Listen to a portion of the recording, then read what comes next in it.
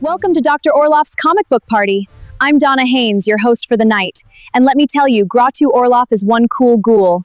Join us at midnight on stage. Hey, welcome back to the Grottu Orloff show here in the Hotel Orloff at Rural Retreat. Have you ever heard of this? It's on right now on Throwback Television. It's a Dark Shadows imitation called Strange Paradise. I think it's Canadian. Have you ever heard of? I had no idea there were other soap operas that were as weird as Dark Shadows, but this is a gothic soap opera. I don't know if they get into vampires and werewolves and Lovecraftian stuff, or whether they go down to hell and have travel through time and everything and Dark Shadows did. But this is something that's on Throwback Television. It seems like it has to do with voodoo a little bit. I don't know. Strange Paradise. I guess I could look it up on Wikipedia, but that would require effort. So I'm just wondering if you've ever heard of it. Anyway. Today, we're going to look at some Golden Age comics. So, yeah, let's do that and all of that stuff. So, let's get ready here.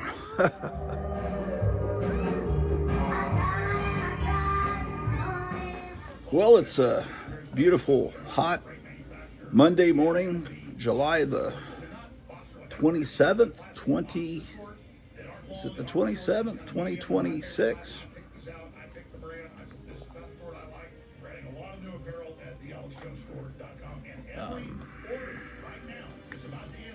Doing a lot of important things like getting ready for the next episode of Sheena, Queen of the Jungle, which I do with AI. And we're going to have Sheena interact with the great Garlu and my mother also, because I've got pictures of my mother from when she was in high school in the 1940s, and I'm going to bring her to life on with AI. And I've already created a 1950s country western band with my wife and my mother heading the band. So I can't do anything until Thursday when I get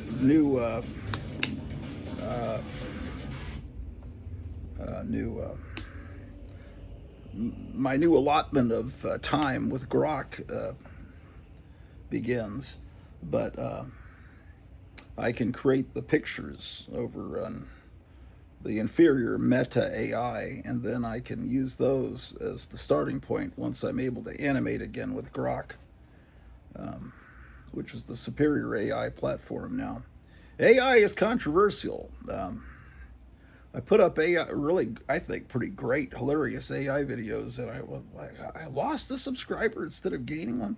And people are really mad at AI, particularly blue-haired people with nose rings. They don't like AI. And AI, I understand the AI data centers seem like a real problem, but I don't think those are they're not setting up those data centers so that I can make videos of Sheena and bring my mother back to life. They're creating those to store everything you've ever done on the internet and everything you've ever said and everything they're listening to through your speaker, your phone, your television set. That's all. It's just a massive. Oh well, that's a controversial conspiracy theory, but I don't know. Yeah, the AI data centers seem to be a problem. I think that they won't need them for long for what the AI is doing, because I've heard they've invented something the size of a shoebox that can replace an entire data center that goes on for miles. But they're probably trying to hide that a little bit because, like there's a light bulb that's been burning for 100 years, but they don't want you to know that's possible, because otherwise, how are they going to make money with light bulbs? Oh, come on. Alex Jones is playing music that's probably copywritten, so I've got to fast forward past that. Okay, so I don't know what to tell you about AI, except it's a lot of fun. And what it is I feel like I'm able to, like in the 60s, the guys that created underground comics, I feel like it's something like that. When I see what Damon Packard is doing, what I see on, if you look at Damon Packard's channel on YouTube, to me, he's kind of doing this to the Hollywood, mainstream Hollywood aristocracy industry, the way that underground comics did it to society and to the comic books of the time and all that, um, back in the 60s. Yeah, so if you if I just know that I can create things on AI that I will watch over and over again, and I don't care about any Hollywood movies. I am going to go see Spider-Man this Friday. It's going to play at our local theater. Spider-Man seems like they don't. Disney's been making terrible Marvel movies for 7, 8, 9 years now, but it seems like the Spider-Man movies still remain good. It's kind of hard to. It's hard to destroy that character. It's just. I don't think they did right with the Fantastic Four. A lot of people like that, but what can I tell them?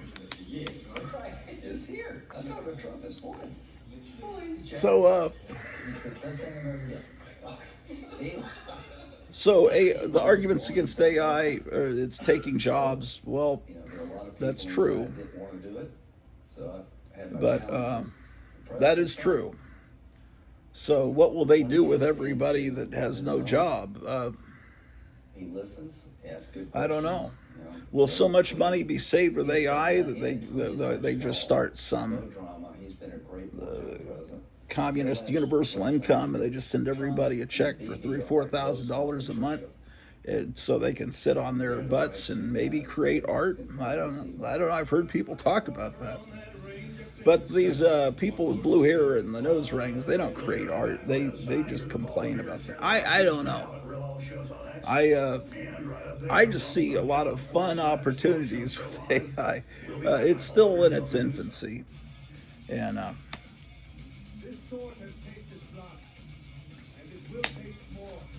see, he's using it here now. Alex Jones is creating a shit. Why is this doing this, man? Oh, dang it, man. Alex Jones has created a trailer where he's in a Conan the Barbarian movie with Arnold Schwarzenegger. It's pretty great. Let's see if I can rewind and show you.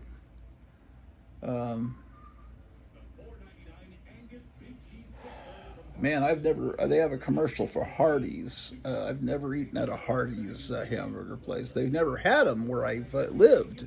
It must be a regional place. I don't know. Maybe they have them here in this state I've moved to, but I don't know, man.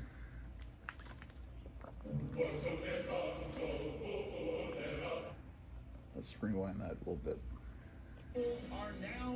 Hold on.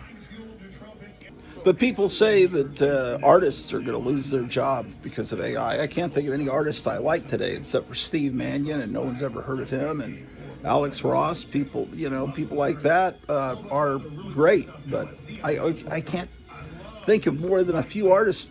Where are the Richard Corbins and Bernie Wrightsons and all that?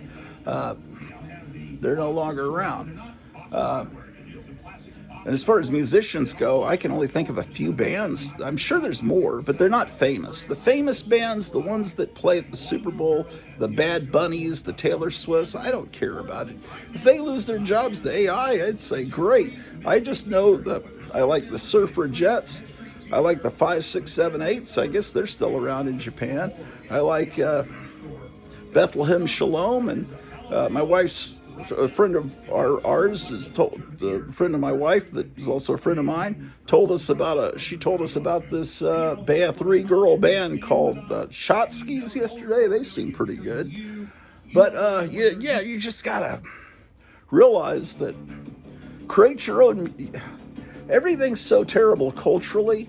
Create your own music, create your own decor, your own environment, create your own comic books, do everything yourself, create your own movies, create your own TV shows, and you'll be happier. Holy giant picture, Robin! To the Batcave! Batman, it's the Kool-Aid Man, he's huge! Oh yeah, time to party! Quick, Robin, the old 1-2 punch! Holy hydration, Batman! Oh boy, yeah, feel the burn!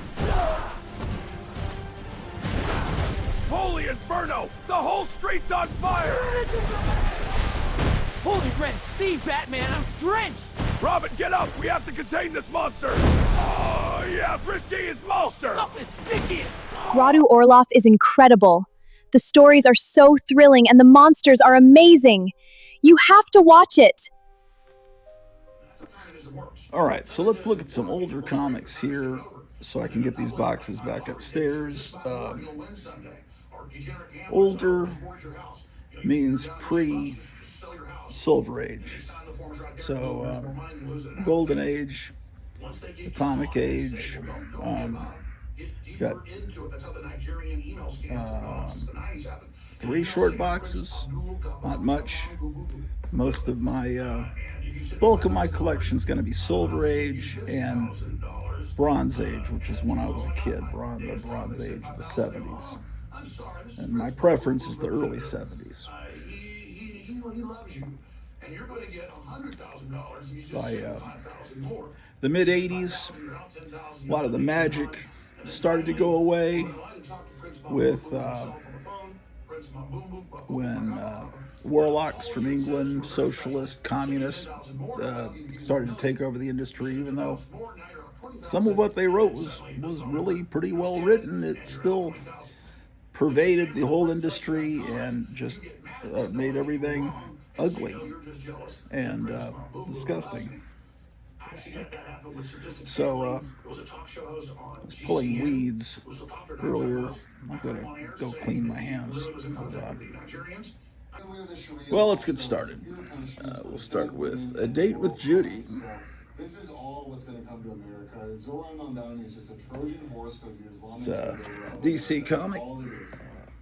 Obviously, a genre pioneered by the Archie.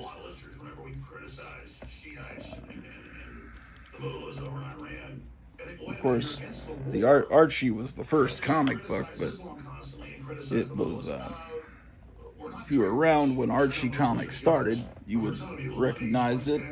It was sort of an imitation of the Andy Hardy movies and the TV show about Henry Aldrich. All right. So, here's All True Crime from 1948. There are more words on the cover here than the average modern comic book in the entire contents of the book, which I think is good, personally. Okay, All True Crime, number 28. I mean, the classic one is Crime Does Not Pay. But crime comics became popular in the 40s and into the early 50s. This is a total disaster. So everybody get confused. Wait, you don't like Israel running our government or military. This is number 43. Don't want the Muslims running our government taking over speech. Because it's outside groups that want to take the country over.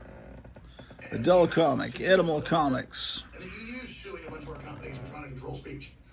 From 1947, issue 26. I'm against the EU. Remember, the UK wants to arrest a bunch of American citizens. What have they done to the tapes? I mean, any predator group, I expose them. There's lots of them. Israel's now the lead elephant. Okay? I don't hate everybody in Israel, hate everybody in Iran, hate everybody in China. I don't like their leadership and what they're doing now. These clips in Harrison has war coming up. But here's Paris. Or as we know, it's the Muslims because they tackled and stopped and we admitted it. We're moving through the alphabet. On this hot 91 degree day, we're going up to 97. We've got a heat advisory, but it's probably hotter where you're at. Kevin told me yesterday in a text that it's 116 degrees there in Mesa, Arizona. So things in the U.S. not going to get much sympathy from people down in Texas and Arizona. It's in the back of the newspaper, and Mondami will not be I remember living in Texas most of my life. roll those clips. That it would often be 106 degrees and higher for weeks. But, oh well.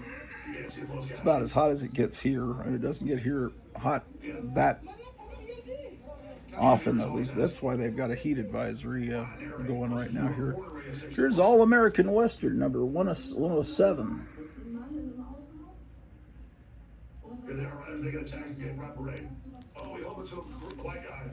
So that's the A's. Now we're into the B's. He said he did it because they were gay. Ben Bowie and his Mountain Men. Nice painted cover. It's even got a nice date stamp. Just remember what Islamic countries are like too, like Pakistan. We're told I know that Jim Bowie was a real person in history. I'm not sure about Ben Bowie, but I would say this is an attempt to cash in on Davy Crockett. Okay. Billy the Kid, 28, definitely a real historical figure. This is what we were told is good. They're definitely portraying him as a heroic guy here. Ladies and gentlemen, now, here's what's going on. Later in the week, I'm going to be hosting most of the show, large portions of it at Harrison. Black Diamond Western, number 19. And it says, conforms to the comics code. That must be in comics code in its infancy. I'll be here with you in the transmission because, wow. This is, of course, the Lev Gleason Company and publisher of Charles Biro. I've been told it's pronounced Biro. I always thought it would have been Biro, but anyway, their main best-selling title was Crime Does Not Pay. But pretty cool. Whenever I see this, I think of that Kiss song, Black Diamond. But I guess that's a generational thing. Here's number 20, same comic. That's clip 3 for just simply clapping one time. So that's 1920 and 23. These definitely came from the same original collection. I got these from Kevin at Gotham City Comics back a few years back. He got a bunch of Westerns in and didn't have any idea what to do with them because none of his regular customers could care less about them. But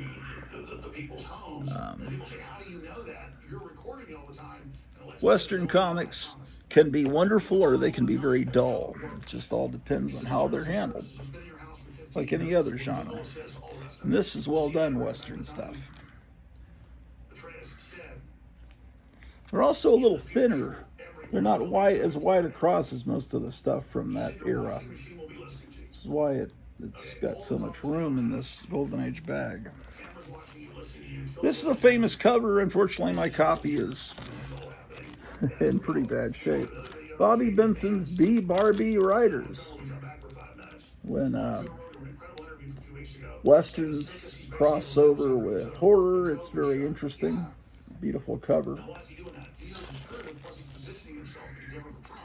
Well, they announced the comic book, San Diego Comic Book Convention just ended. And I heard little bits and pieces as I went through YouTube. It seems like they announced that there's going to be a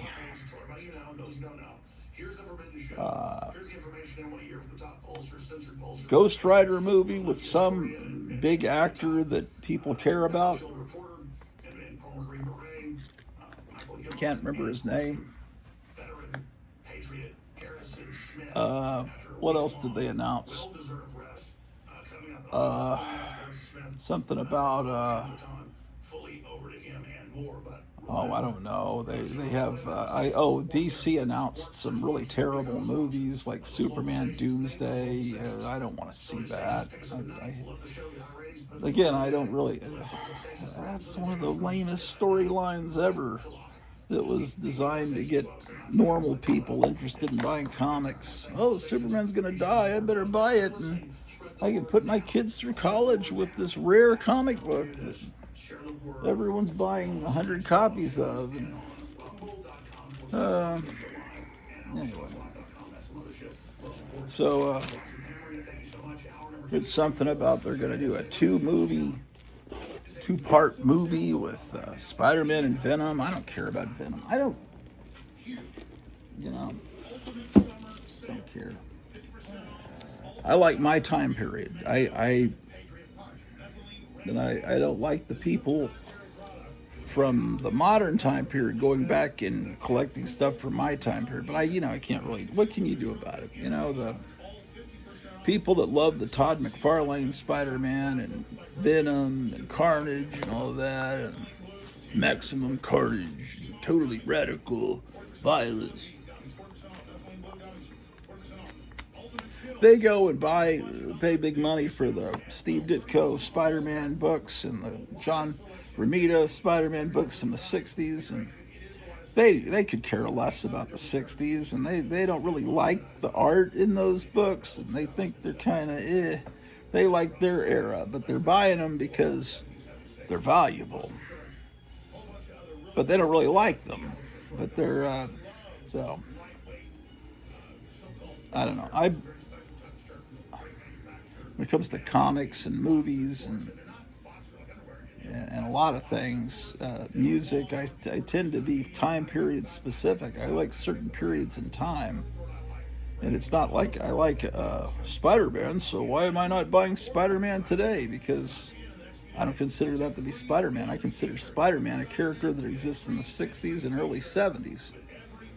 And when they killed off Gwen Stacy, I kind of thought that was the death knell for Spider-Man. That's just me. That's just... when I think of Spider-Man, I think of it being set in a certain time period. And they tried to cater to me with that Fantastic Four movie by having it set in the 1960s, but it didn't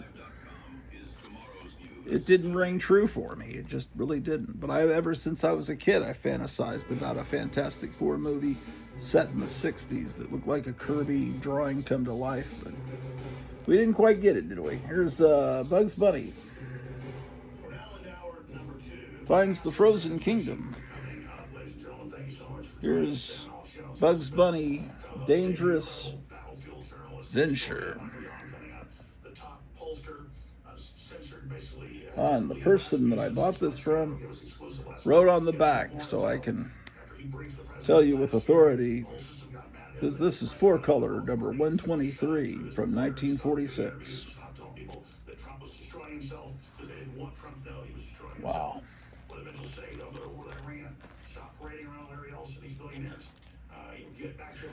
And here it says 355, so this is 4-color 355, not Bugs Bunny 355.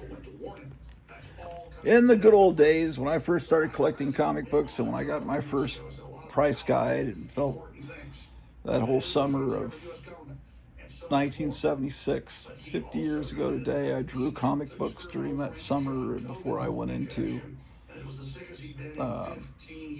7th grade. No, 76. I was about to go into 6th grade. But I poured through the Overstreet Price Guide, the one that had the Spirit on the cover. I think it was issue number 6, edition number 6. And I looked at all these comics and learned about the Golden Age and everything. And what I hadn't learned about in the Jim Steranko 2-volume history of comics, and from those other books that were out, All in Color for a Dime and the Comic Book Heroes, I learned from that price guide and dreamed about being a comic collector and everything, and I saw that the most confusing things about collecting comics were going to be 4-color comics, and how you'd see a book that says Leave It to Beaver, and it's not going to be and it's going to be issue number 600, but it's 4-color comics and it has different titles every month. That seemed confusing. But you can figure it out by just opening the comic and looking. And the other thing that seemed confusing was all the different editions of Classics Illustrated, the reprints. But that wasn't a big deal to me because that wasn't a main focus of my collecting, Classics Illustrated. And beyond that, it was pretty straightforward. The only weird, well,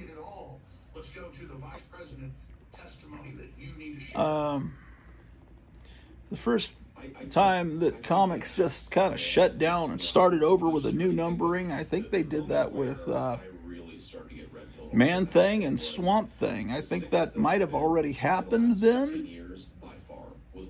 So there would be 2 Man Thing number 1s and 2 Man Thing number 2s. But I could remember that. But now, to be a comic collector now, and I don't know how many different covers there are going to be for Spider-Man 1000.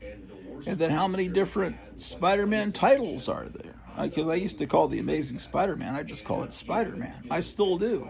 But there's all these other titles, the Spectacular Spider-Man, the this and that Spider-Man. And all the variant covers are, I don't know how anyone would be able to collect decades from now and try to piece it all together.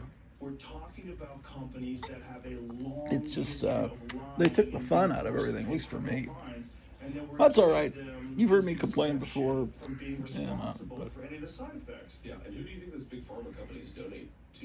here's a little promote. It's so I don't know if this might have been a little comic that you got in a package of Pop-Tarts or mail order, a little thing, or giveaway at a shoe store.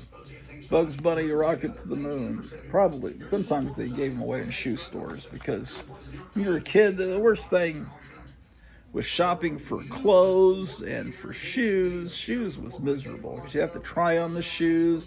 Your mother would have you walk down or walk back. How does it feel? They had this little measuring. You'd step on this little metal thing and they'd measure the width and because your feet would change when you were a kid, you know. And I just disliked that. So you get a little comic book, you know, it makes it all worthwhile. I think that's why they were doing that. And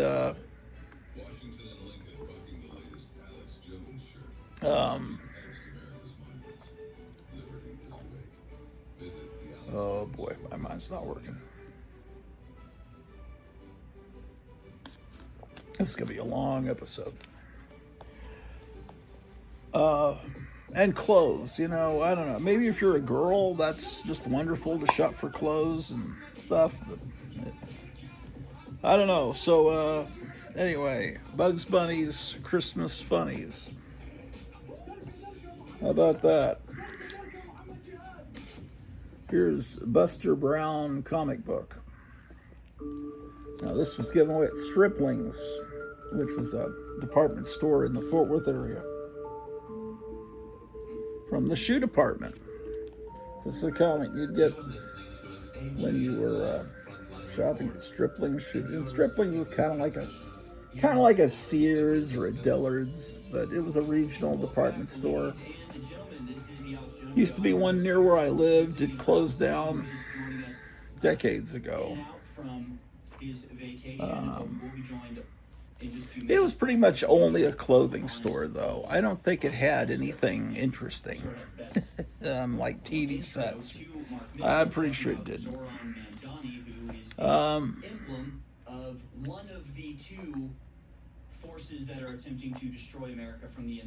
remember a regional department store in San Antonio where I lived when I was real young, called Josky's. My mom liked to go there. I found one of her. She had a Josky's credit card. One of the very first credit cards. They're real thin, and they slip into a little pouch, and they're metal. The very first credit cards. Okay, Candy, America's favorite teenage girl. So again, from the Archie mold, Candy. From, and you can tell that comics from the mid-50s by the giant size of the Comics Code stamp, because when the Comics Code first came in, they were trying to draw parents' attention to that, to show them that this comic was okay for kids. Where is it coming from? Where is the money coming from? What's going to happen if the city And the fact that it's a television gag, the television addiction, which would have been timely at that time. Excuse me. Okay, so here's a coverless issue of Candy. 30% at the grocery store means something very different. Captain Marvel number 18. This is not real, it's a facsimile. Around the country by roughly 30%, in fact. I put facsimiles right in with my comics, with my real comics. It's just the way it is. Another facsimile. Captain Marvel number, where's the number? 17. Some people more than others for the same carton of eggs, for the same gallon of milk. I probably should put these with the DC comics because I probably should. Oh well. I don't know why DC's not doing these facsimiles. Here's 26, Captain Marvel. I'm proud to announce a collection of essential staples that will be predictably 30% cheaper at all 5 of our city-run grocery stores. Okay, here's a real issue of Captain Marvel, number 64. This core set of goods will include all fresh produce, meat, and seafood, along with 20 other essential items like cheese, milk, and bread. Captain Marvel Jr., Once a month, our 5 city-run number grocery stores 4. will set prices for this core set of goods at 30% below typical retail prices. No Captain Midnight's Secret Squadron. For the entire month. That means no weekly fluctuations or sticker shock at the checkout. Captain Midnight from 1947. It's issue 54. I should put Captain Midnight in one of my AI productions. And Cave Girl. Why have I not put Cave Girl into my? I've got to do Cave Girl. Cave Girl, Captain Midnight. Absolutely. In fact, I could recreate this cover. This comic is in extraordinarily bad condition. The cover is almost solid tape, but it's tape put on there so long ago. It's still holding on. They're playing clips of that Mamdani guy from New York. How about that? Features like butchers, hot food, as critics royal plan is destined for failure. Here's the thing, it's not going to fail. It's not going to fail because it's backed by your tax dollars. It's backed by the barrel of a gun stealing your money and funneling it into their coffers. It's not going to fail. It's going to destroy everything. It's a little bit different. So it's a bit of a nuanced... All right, more. The city market is going to be fine. The city-run... Here's the comic I was telling you about. Crime Does Not Pay. More than 6 million readers monthly, it says at the top. Other people out of business. Now, food prices have risen. That's a problem that should be solved. And you can see that is in part because our population has exploded because of it's not approved by the Comics Code. 100 million illegal immigrants that are here. Many of them living off. This is that was issue number 58. Here's 61. I think they've reprinted some of these in hardback form. I don't know how many.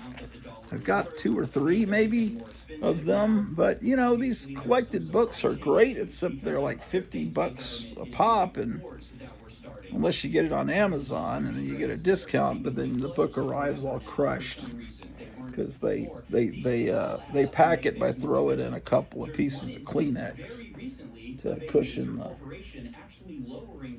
This is Crime Does Not Pay 65. Crime Does Not Pay number 114. See, your grocery prices are expensive. I've got more of these than I realized. 100 million people's groceries. Crime does not pay 129. Oh, there's a date on there.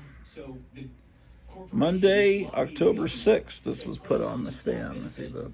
so that instead of having to actually appeal to customers to get their hard-earned money, These are all supposed to be true stories. takes taxpayer dollars, gives it to welfare recipients, and then funnels Here's 132. buying your products at the grocery store. I just had no idea I had that many of these. Until you get them all together, then you realize.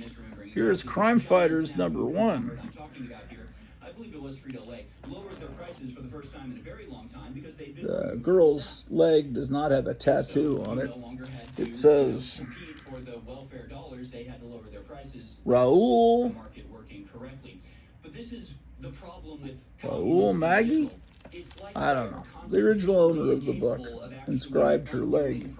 They always just want to create more problems. Mom Donnie's the perfect example of it. It's Dale Evans. Apparently, that the city regulations make it basically impossible for a small business to succeed. Number 12 from DC. So what do you think he does? See, my reaction if I go, all Here's of a these coverless Dale regulations Evans. are a barrier to small businesses. Let's roll back some of the regulations. That From makes sense, DC, and I don't know what issue number because the issue number would have been printed on the inside front cover over here.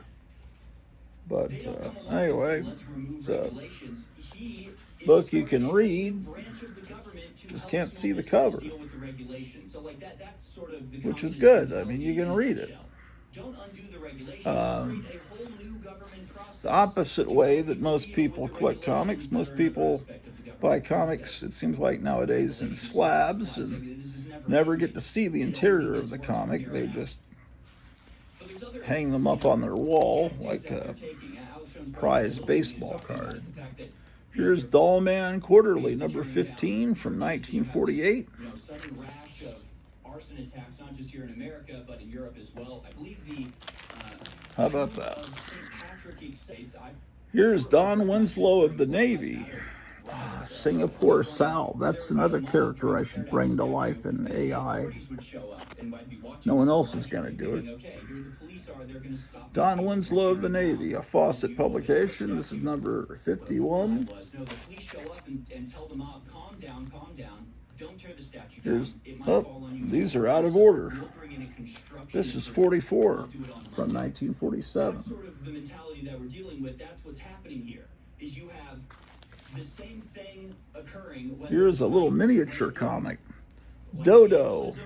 Somebody tries to burn a church down, or the city It belonged to Judy. and tears it down with construction crew. Either way, they're tearing down America, and we're going to see this more and more. Funny Animal Circus Stories. This was only a nickel, and it was number 3. City government is going to I don't know the advantage of having small comics, whether maybe they could put them near the checkout stand in the grocery store. I don't know exactly because I wasn't around then to know. I don't know how many comics were made in that size. Who knows? This is fake, a facsimile. A facsimile, a good facsimile. This is number 8 of Dynamic Comics. Now, like I said, I've been off for a week, and what a week it's been, right? We've got Here's number 18, also a facsimile. You've got, what's his name, Mitch McConnell, who I think is dead, and I'm going to present that later in the Here's show. Fairy Tale Parade. I'm pretty sure he's dead. He's released a new proof of life. Number 121 from Dell. I have a feel that this is probably a 4-color comic. There weren't that many Fairy Tale Parades, or you would have heard of it more. So this is just an issue of 4-color. Fantastic Fears.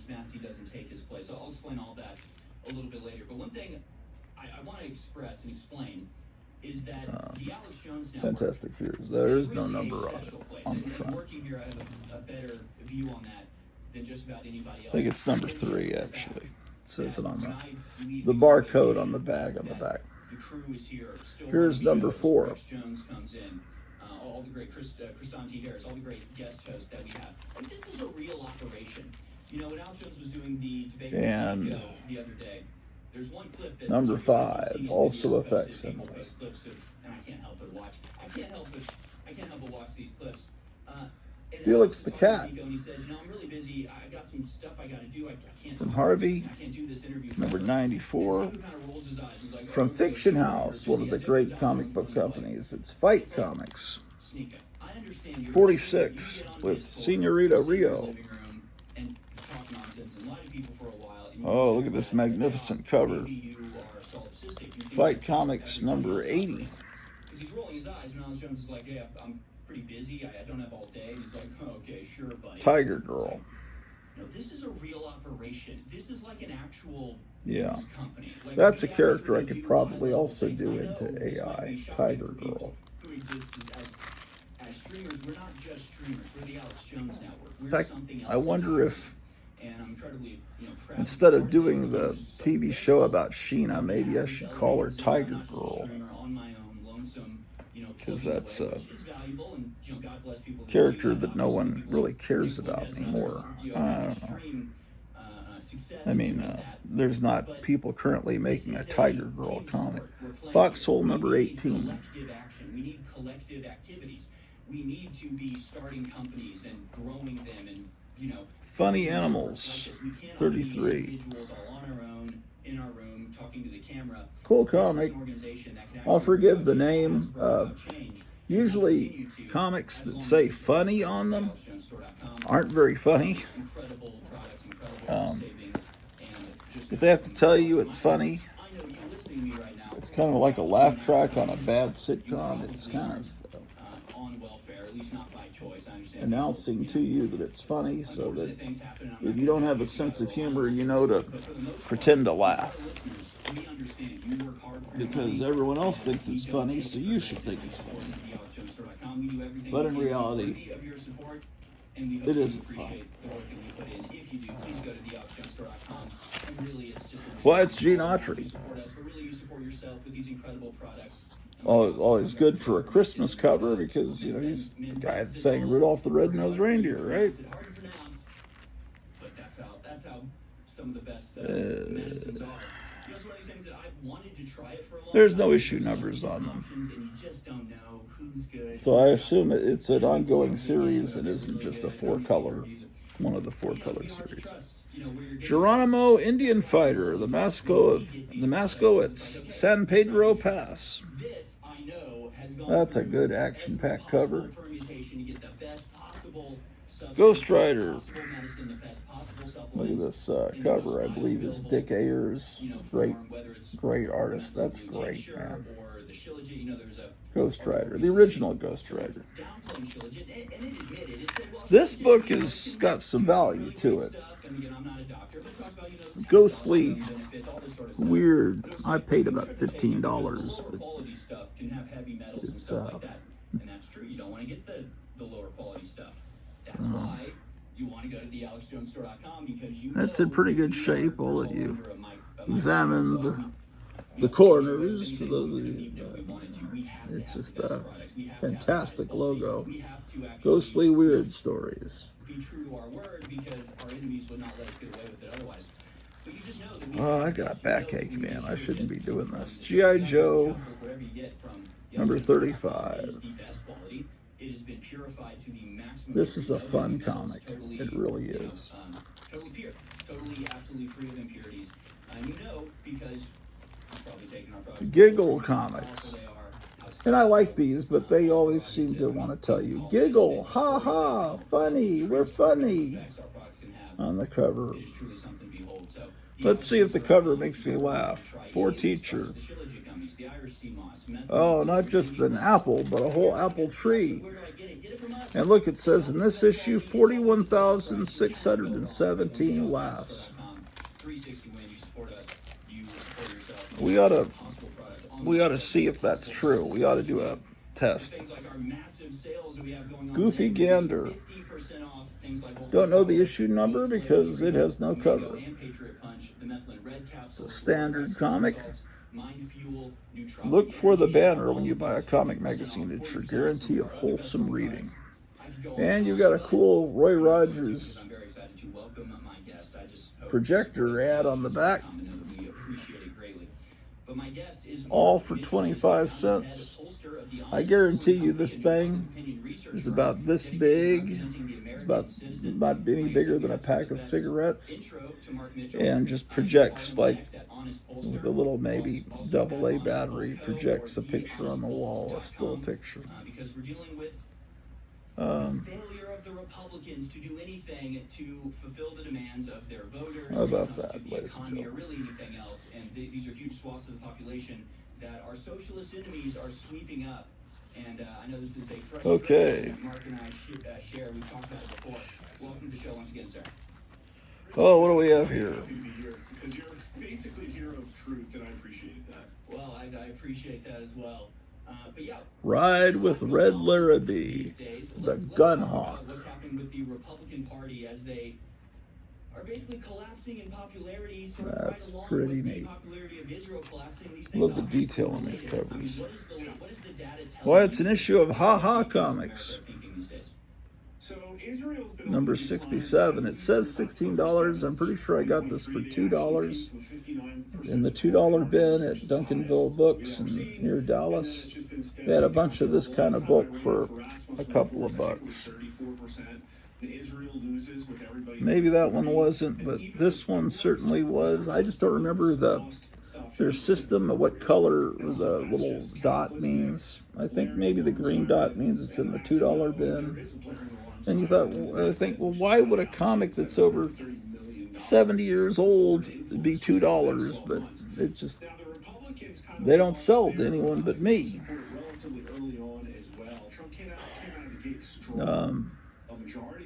There's just no real demand for it.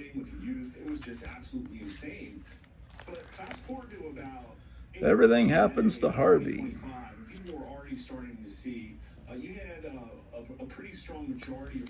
Another attempt to clone Archie Comics. It's issue number 6. That was even before the One Big Beautiful Bill got through. And then all of these subsequent, just absolute symbolic betrayals. I think we're going to look back at Trump's legacy and say, well, it was just a string of unforced errors. So it's like Liberation Day wasn't really handled that well. They tanked Doge themselves, the most popular thing Republicans ever did.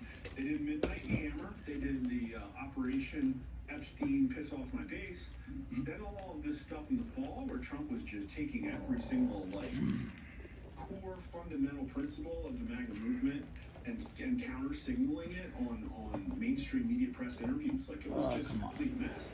And then you have Iran as a cherry on top. All right, this is one of this book I got back in the 70s, probably about 1977 when Lone Star Comics first opened. I was so excited to be getting a 10-cent comic from 1953 before the Comics Code. That was a really amazing thing for me. This Lone Star Comics opened the summer of 1977, so next year will be the 50th anniversary of brick and mortar Lone Star Comics. But Buddy Saunders, the owner, was dealing in comics much earlier, going back to when he was a kid, selling the first issue of Fantastic Four. Here's Hopalong Cassidy from 1949. Number 28. Now this, I've been watching some of his TV show on Throwback Television. It comes on at 4:30 in the morning, so when I get up that early, which is often, he's on at 4:30, and at 4, the show before him is Annie Oakley. But he was an older guy when television came in the late 40s, early 50s, and been making movies for years as Hopalong Cassidy, as this character, William Boyd. And as the beginnings of television came, he went to the studio bosses and started buying up his old movies, ownership of his old movies, and they said, this guy's crazy. These movies, nobody wants these old westerns from 10, 15, 20 years ago. But he bought them, and they thought he was nuts. And then television arrives, and he knew that was coming. And he had content to put on the television. He had these movies that he owned. And then he made a TV series where kind of a continuation of that movie series that he had done. And so he had a huge revival in his popularity, playing the character of Hopalong Cassidy, which I think started in not the pulps, but maybe the penny dreadfuls, in the little the Western magazines. Hopalong Cassidy, I think, was not as. I think he was a guy that actually did walk with a limp. That's why they called him Hopalong. But anyway, so yes, Hopalong Cassidy. So I never quite understood why such an older gentleman was a hero of a kids' TV show. These old enough to be the kids' grandfathers, but this is from May of 1950. But that show was pretty cool, I have to admit. So this is being put out by Fawcett. Yeah. Here's a Hopalong Cassidy.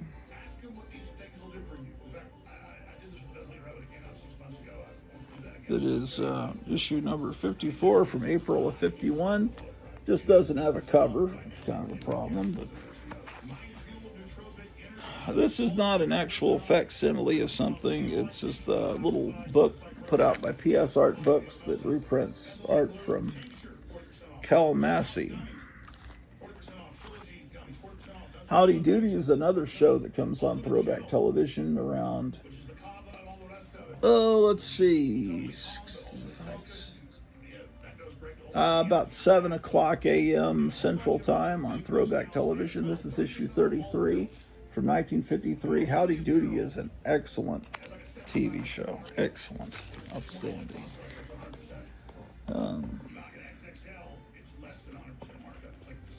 Headlines. We're almost done with this box. And we'll have one more box we can take up to the upstairs area. Huckleberry Hound for president. Looks great till you realize someone used this as a dartboard. There's just holes in it all over the place. It's a little smaller this is smaller than an average comic. Look.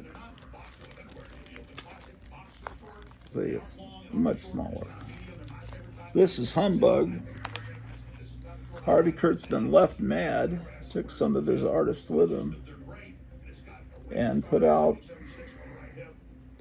Humbug, I think, was first. Then it didn't last long. And then he got money from Hugh Hefner to put out Trump. And that was done on a slicker paper and nicer format. That only lasted about 4 issues, I think. That was Humbug, Trump. And then he did Help for James Warren in the 60s. And then he just went to Hugh Hefner and did Little Annie Fanny for the rest of his life with Will Elder. But look at this subscription ad, which probably wouldn't have been good to subscribe to this because it didn't last. I don't know, when a magazine goes out of business, do they refund your subscription price, or are you just out of luck? Anyway, this is from November of 57. It says 15 cents a steal. You've got to really look at it in great detail. I mean, the problem with sometimes Kurtzman made it difficult to see that it's a humor magazine. Because from it, okay, I just think, okay, it's a drawing of the Queen, but you get up close and you see the little gags. You realize, oh yeah, this is the Mad Magazine guy. But Here's Jack Armstrong, Two Flight News. Jack Armstrong, the All-American Voice. This is probably a radio premium. Published by General Mills Incorporated, October 44, yeah. So, Jack Armstrong was a radio show about this kid adventurer. When Hanna-Barbera wanted to do a Jack Armstrong TV series, a cartoon TV series for prime time, but they wound up changing the character to Johnny Quest. So this is a lot like Johnny Quest in the feel of it. You can listen to these old radio shows on YouTube or get them on record from back in the 70s. It was the 1940s era. You know, it's forgotten by people of today, but Jack Armstrong, the All-American Boy.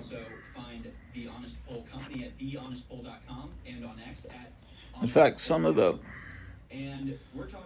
the clips in the opening title sequence of Johnny Quest were never in the TV series. The very beginning, there's like a little hovering bucket that goes across the screen, and I think they're firing guns out of it. It's like, I don't know if you can picture it, you know, there's an alligator going into the water, and some of those were actually from the test reel for the Jack Armstrong, because if you look at that little bucket that's going across and you look at the heads of the people in it, it doesn't look like Johnny Quest or Haji or any of them. It's yeah, it would have been a Jack Armstrong show, but maybe they wanted to do an original character and not have to pay any royalties. Got this from Last Frontier Comics about a year or so ago. Jet Aces. He comments on my show, but I don't really have any way to contact him except he would come on when I did live streams, but live streams don't work anymore through StreamYard, and when I get to 1,000 subscribers and I'm at 980, 20 more subscribers, I can do live streams here on YouTube. But I don't know if I can invite people on. Maybe. I don't know how it works. I just know it looks crystal clear. It's far superior to use the live streams through YouTube than to use StreamYard. StreamYard used to be pretty okay, but it's unusable now, at least the way I use it. And I had a tendency to go on with those live streams for hours and hours, and that's not a good use of my time. Jigs and Maggie, number 25. This one's kind of dirty. It looks like it went through a fire, maybe, but anyway. Women must have used rolling pins a lot more in the old days in the kitchen than they do now, because they're always hitting their husbands with them. Whenever I see the name Johnny Mac Brown, I think of the Statler Brothers song. Whatever happened to Randolph Scott? Riding the Ranger. How does it go?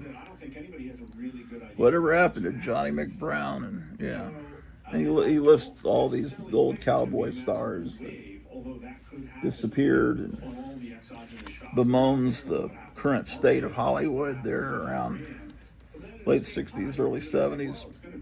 This is a wonderful thing here. John Wayne number 6.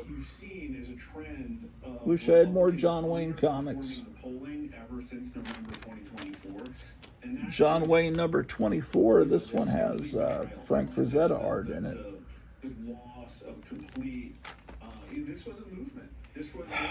And I put this with it because it's also a John Wayne comic, but it really shouldn't be in the J's, but North to Alaska, which is a movie I don't think I've ever seen. Have I seen that? I don't think I have. There's a lot of great movies that are available free on YouTube. One of the best things you could ever do if you spend a lot of time on YouTube is to, I don't know how much we pay per month because my wife kind of does that for us. we don't have commercials on YouTube. We pay to not have commercials.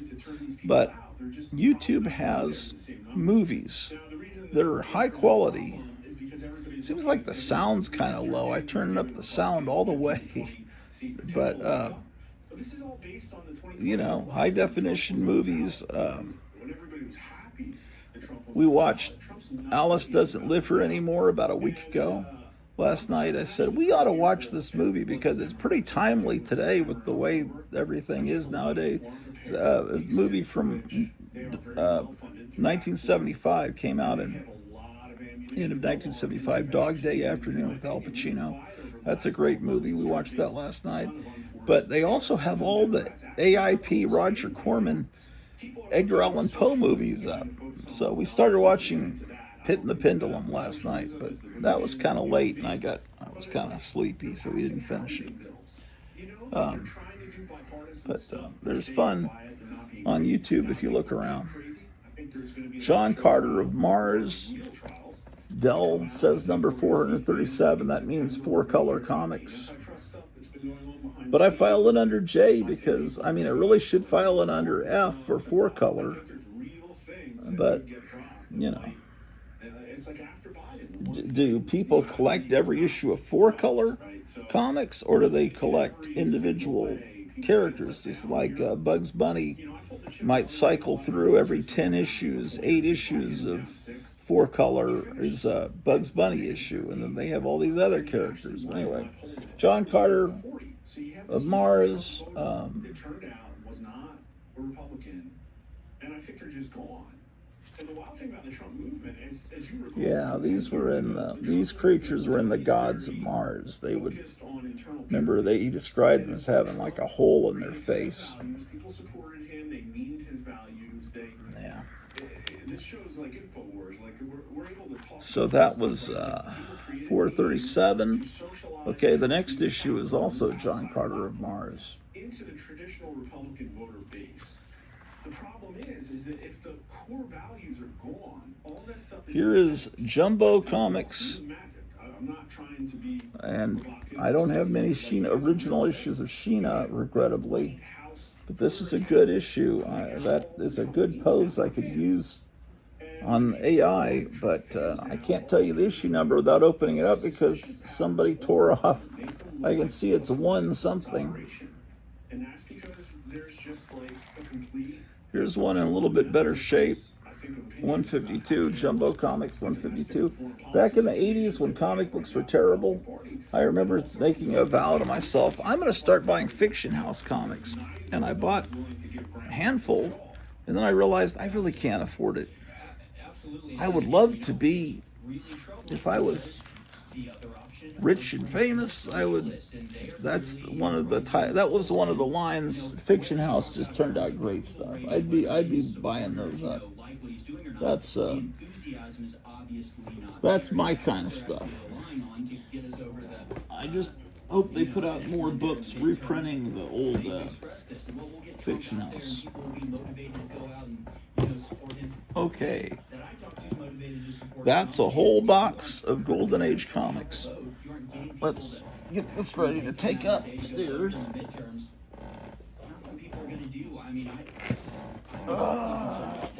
The only reason I'm not as concerned as I would be otherwise is the failure of the Republican Party to do anything valuable anyway, so it's not like lose this, everything's lost. Half lost What's anyway, in this box? and now we're looking for another option. I know the Democrats are looking for another option. The latest poll, I guess, is from Fox News, have Alexandria Ocasio-Cortez leading the 2020 Jungle Action from Marvel, also known as Atlas. Trump has said basically this is good for the Republicans because, Yeah, there was a Tiger Girl over at the other company. They've got a Leopard Girl.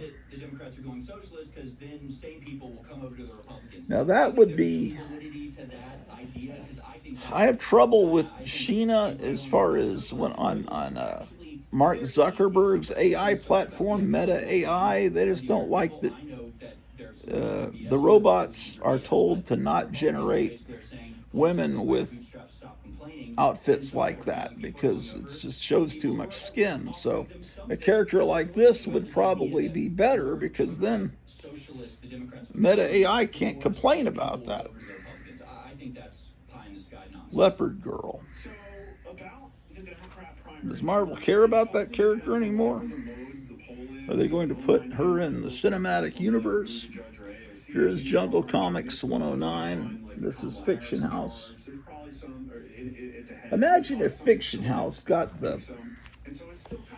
You know, what if Fiction House had gotten the rights to do the Edgar Rice Burroughs Heroes? Wouldn't that have been great if this was the company that did Tarzan and John Carter of Mars and David Ennis and all that?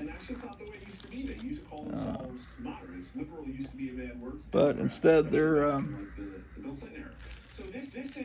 doing superior versions, well, they're doing imitations of Edgar Rice Burroughs stuff, but in a superior way to the people that have the authorized rights to do Edgar Rice Burroughs.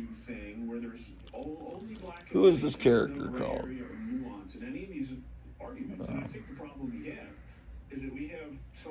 Camilla, maybe? I don't know. Maybe it's just Conga's wife. This is 16 complete stories of Lady Luck.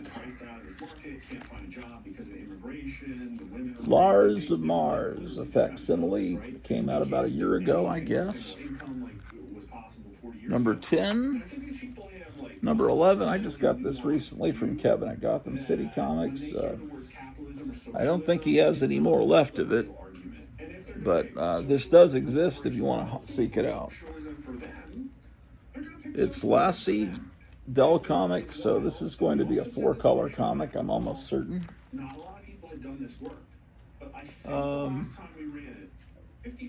Laugh number 71 really should be with the Archie Comics. Here's Little Abner number 2, not bagged and boarded, but honestly, I think it was because it was too wide. It's even wider than most Golden Age comics. This may actually be the oldest comic book in my collection. I think this is from like 1941.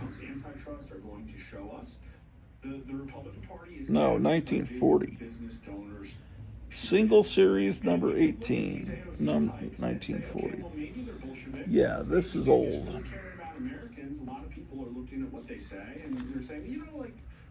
Before World War II.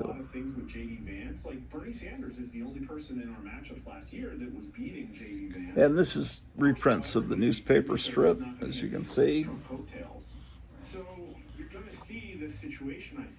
There's a lot of reading here, man. This comic book would probably take kids several weeks to read, because it's all of these Sunday pages shrunk down. Mr. Civil Defense tells us about natural disasters. CD stands for Civil Defense. Folks, I want you to meet Mr. Civil Defense. He helped us organize a civil defense unit in my hometown of Dogpatch, and he can help yo do the same in yo town. Yes, indeed. Probably one of the most horrible things about, the 1950s were a great time, but the fear of nuclear war was probably one of the down things about that time period. Okay. All caps Shmoo Comics. Who, ask people online what they think about Laura Loomer. She's not the most, contrary to her own, self-aggrandizement, she's not the most popular person. The Adventures of Little Orphan Annie Comics. To interview Zelensky, obviously, as part of this, push for the Radio Orphan Annie's Secret Society, 1936. Secret Society, 1937. Bigger and better than ever. Here's your new talking stationery. Little Abner Comics what number? Well, it's from January of 1949, and it's got there he is up here, and there's a comic book within a comic book. Fearless Fosdick was the Dick Tracy parody, and it was Little Abner's favorite comic was Fearless Fosdick. This is the type of tone propaganda that I guess the Republicans are relying on to get all Okay, here's a four-color comic, Little Beaver. has changed their mind on Ukraine, just like nobody I know. It was Red Ryder's sidekick. Trump to do. Nobody, with who's acting honestly. It says Little Beaver 332. Now I realize going to war with Iran. I'm pretty sure this is four-color comics 332. I just don't think there were that many issues of this particular title. Why, look, it's the Lone Rider from Pharrell Publications. And I like it has a wraparound cover, if you see. How the hat goes onto the back, and then this design goes around the border of the ad. Lone Rider, obviously, October of *51. This is issue 4.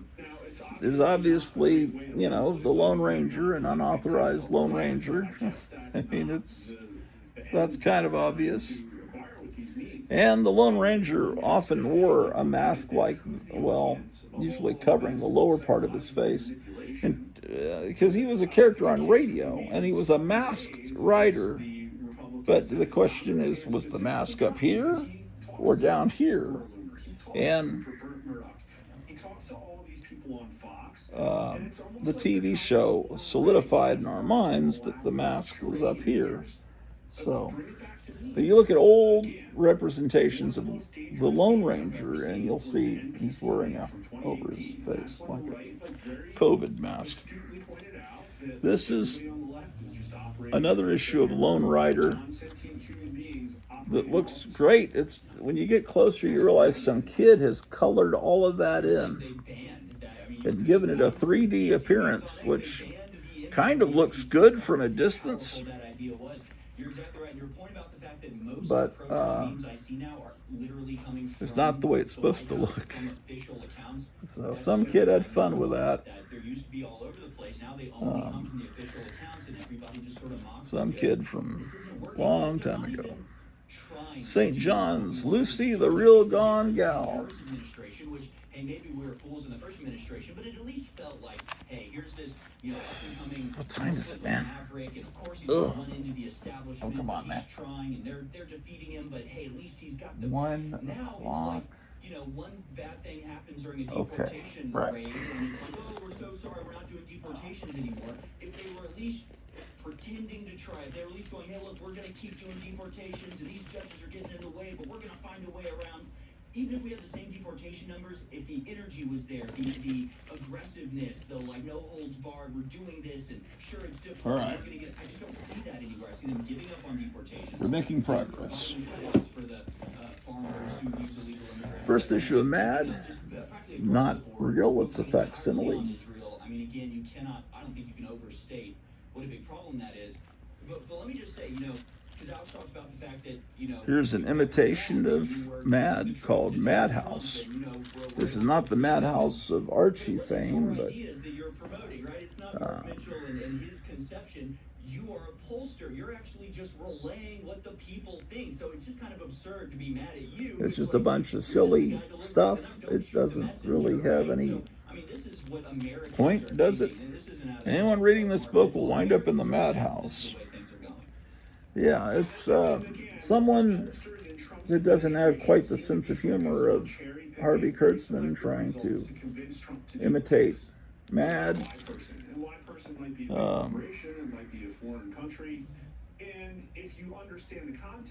It's all right. This is I got this in the late 70s at Lone Star Comics too.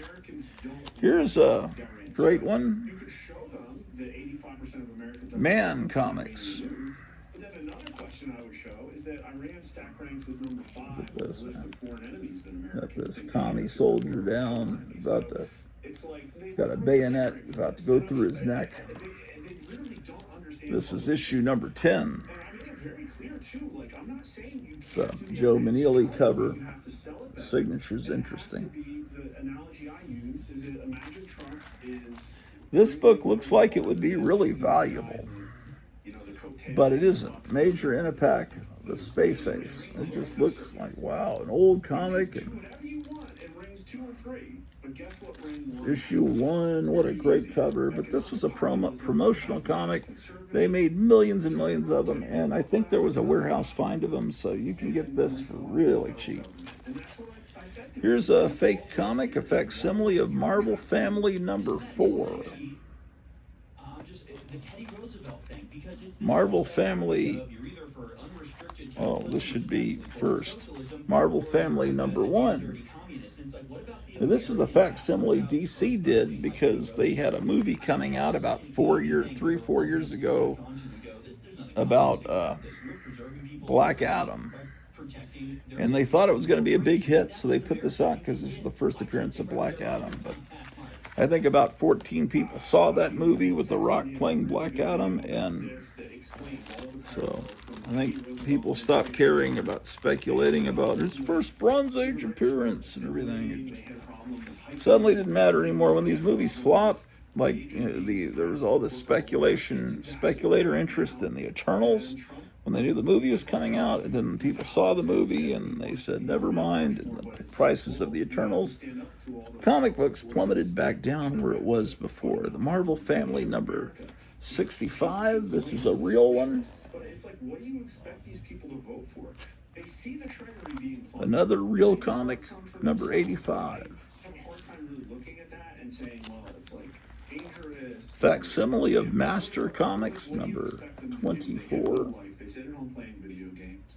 There's no American exceptionalism because all of our exceptional institutions are either corrupted or ceded over to I think at this point during World War II, the Statue of Liberty was green at that point, but if you go back a little bit farther in time, it did used to have this color. 1947, number 82 of Master Comics. This one is real. Like the stuff they were building in the front lawn of the White House to me. And this one's real, number 129. Celebrating our 250th anniversary. And Master Detective, this is actually from the Silver Age. Master Detective, this is put out by a company called Super Comics, and I think what these are unauthorized Golden Age reprints. It's number 17. It really shouldn't be in these boxes, but it is. Of the failure of the Trump second administration. It's just pathetic. Here's the last about minute we have here. Just like simple solutions. What, like 3 things the Republican parties could do today? I'd say, like, this Alex Jones has really turned on Trump. Alex Jones seems to think that we have a 50% chance of a nuclear war at this point.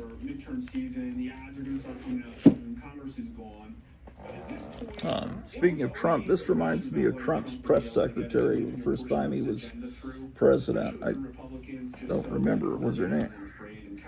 I just don't remember her name. Was it Kayleigh McEnany or something like that? This is Maisie. I remember my wife bought me this from mycomicshop.com during COVID because I remember getting this in the mail, I think. So, first time I ever ordered from Lone Star Comics, it was a local store, and then the mail order business was local. It was just about a mile and a half from my house. So it was weird. During COVID, I ordered from a store that was a mile and a half from my house, and I saw it go 3-4 states away, and then took forever, and then it came back to my house. I always thought, why can't I just go over there and pick it up from the lobby instead of them having to package it and mail it? The Mighty Atom, promotional for the electric company. Why, it's Mighty Mouse, number 20. Terry Tunes are a lot of fun. You can get on YouTube and find playlists. People have all the Terry Tunes back to the silent days all in order. That's a lot of fun. It seems like it looks a little cloudy outside. I wonder if it's going to rain. I don't think so. It's supposed to get up to 97 today. Here's Mighty Mouse from, is this a different company? This is 20, and this is 24. This one's just a lot thicker. Oh, it says now 52 pages. Three-dimension comics with Mighty Mouse. And there's glasses. These aren't the original glasses it came with, though.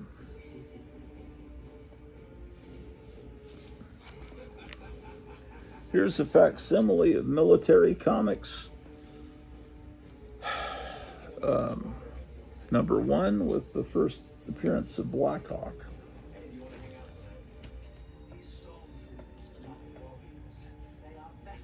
Monkey Shines Comics.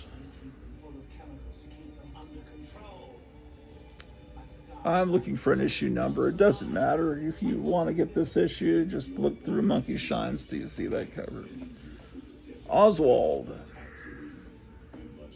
The Rabbit. Pee-wee Pixies. What's even cooler than the cover, though, is the back. This ad is great.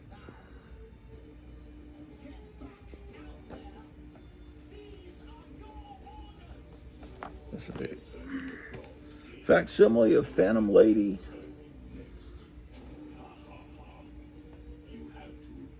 She'd be a great character to put the life in AI. What issue number? It doesn't matter. It's the only one I've got. No, it isn't. I've got another one here. Also a facsimile. This is another comic I would collect. Is this Fiction House? Who put up Phantom Lady?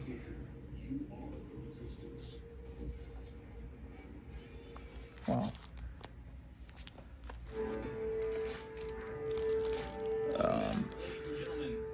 Planet Comics number 7. Now again, Fiction House had wonderful covers, as you can see. Fiction House started as a pulp company and converted to a comic book company.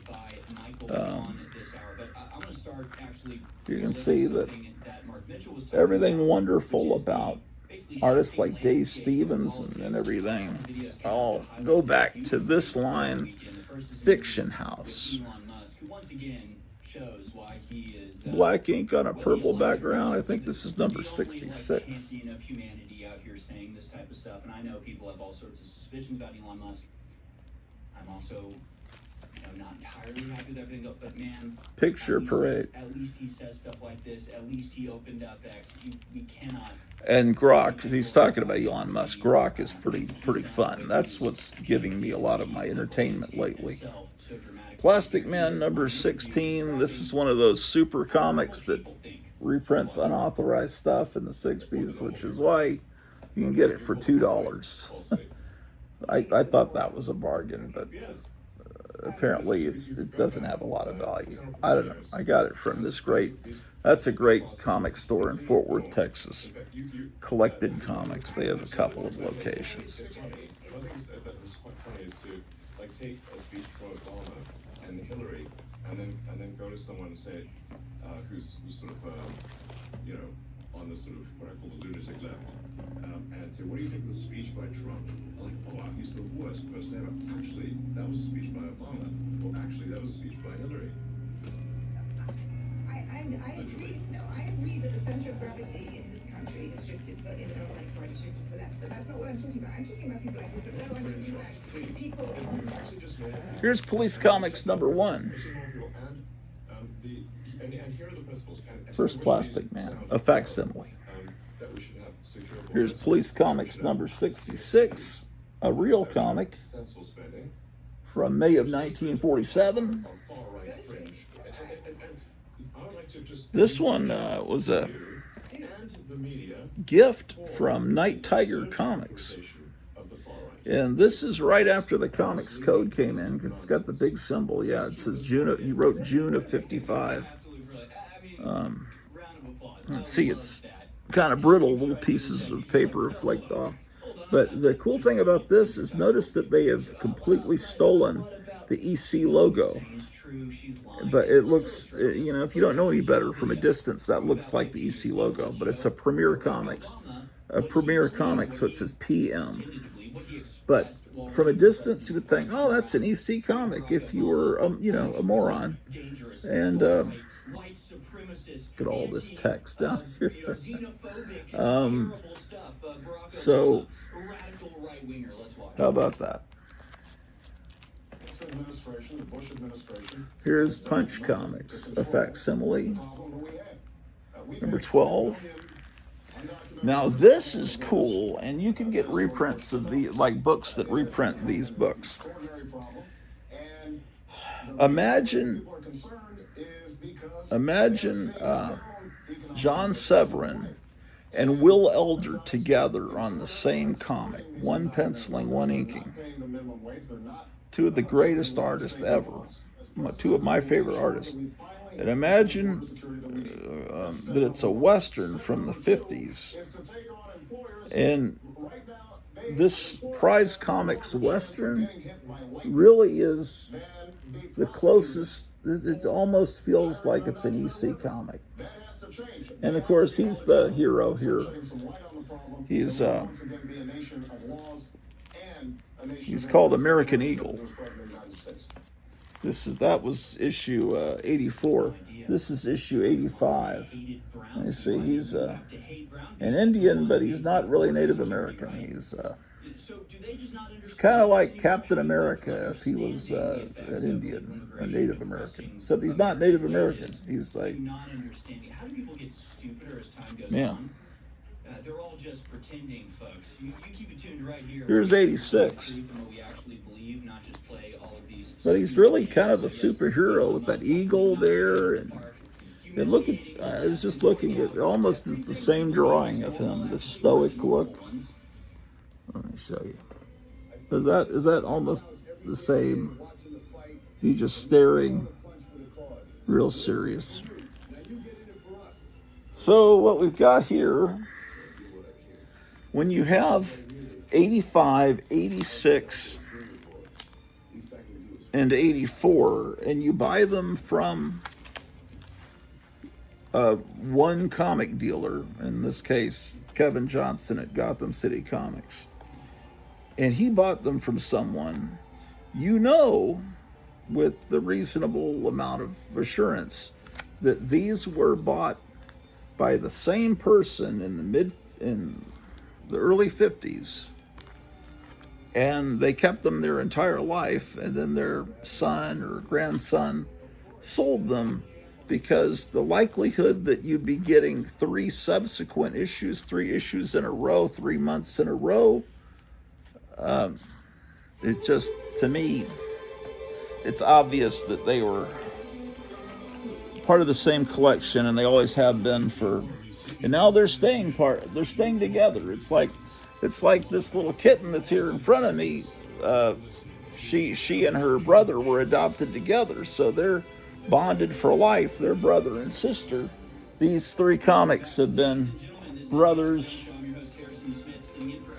their entire lives, or sisters, depending on what gender a comic book would be.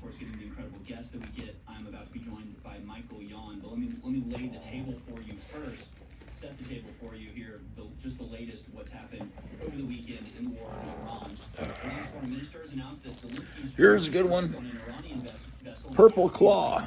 Response from Iran, Russia, and the European Union. This cat's gonna get into the. Yes, it looks like we are really getting What? The cat's trying to get my attention. What, are you out of food? Probably. Race for the Moon. This looks like a Harvey comic to me. It has every indication, but I don't know if it is. And it's yeah, it's got to be. It just, the corner looks very Harvey-like. It's a thrill adventure. Race for the Moon. Probably should be with my Harvey books. Racket Squad. This is a guy exposing this. Okay, I better feed this cat or she's gonna F up my world here. Okay, where's the lid to this box? Here we go. But obviously this is basically they're just taking huge portions of the global energy supply offline, possibly permanently, but certainly at an increased clip.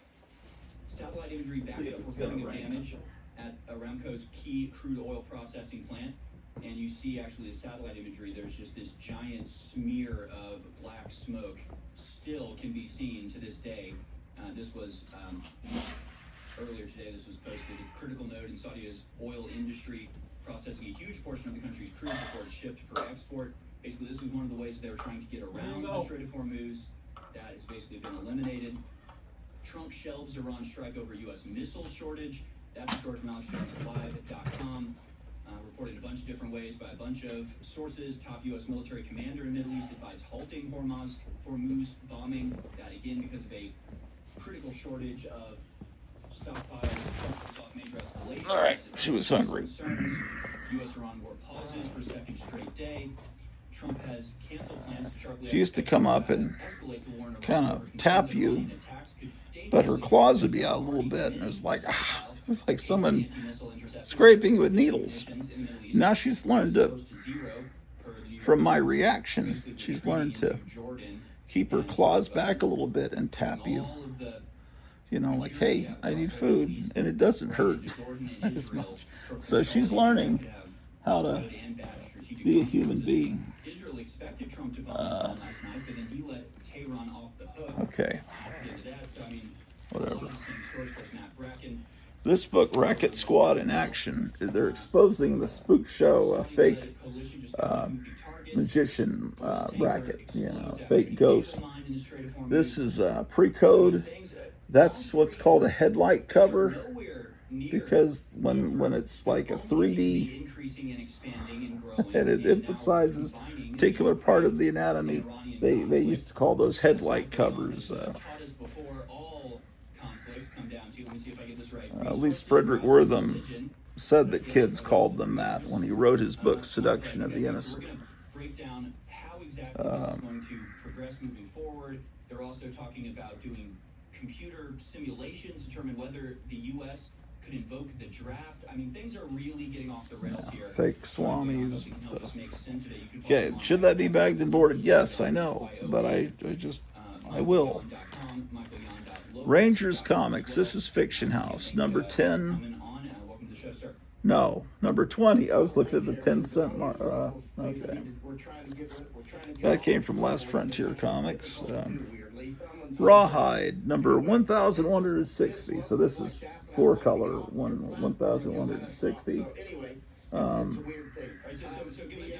us the Substack. The number of comic books with Clint Eastwood on the cover has to be less than 10. Maybe less than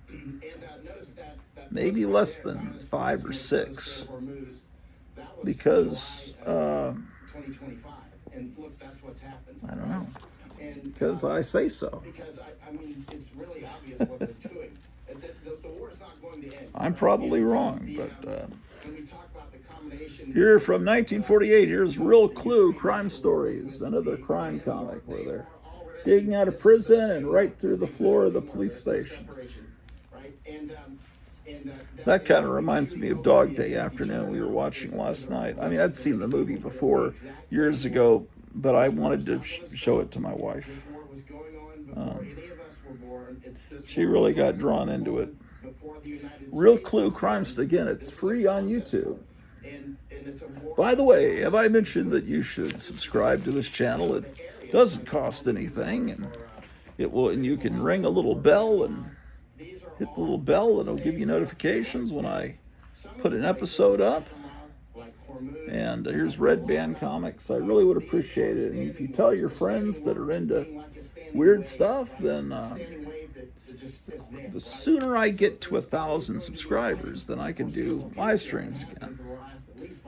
That's really what's keeping me from doing it, is I just don't like StreamYard. It doesn't make sense, so I go on.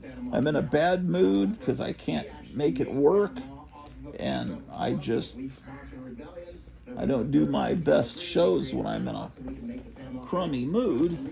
I don't think anybody does.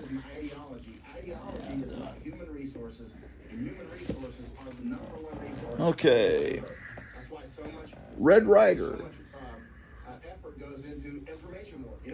And there's his Robin, Little Beaver, his sidekick. Here's a great cover.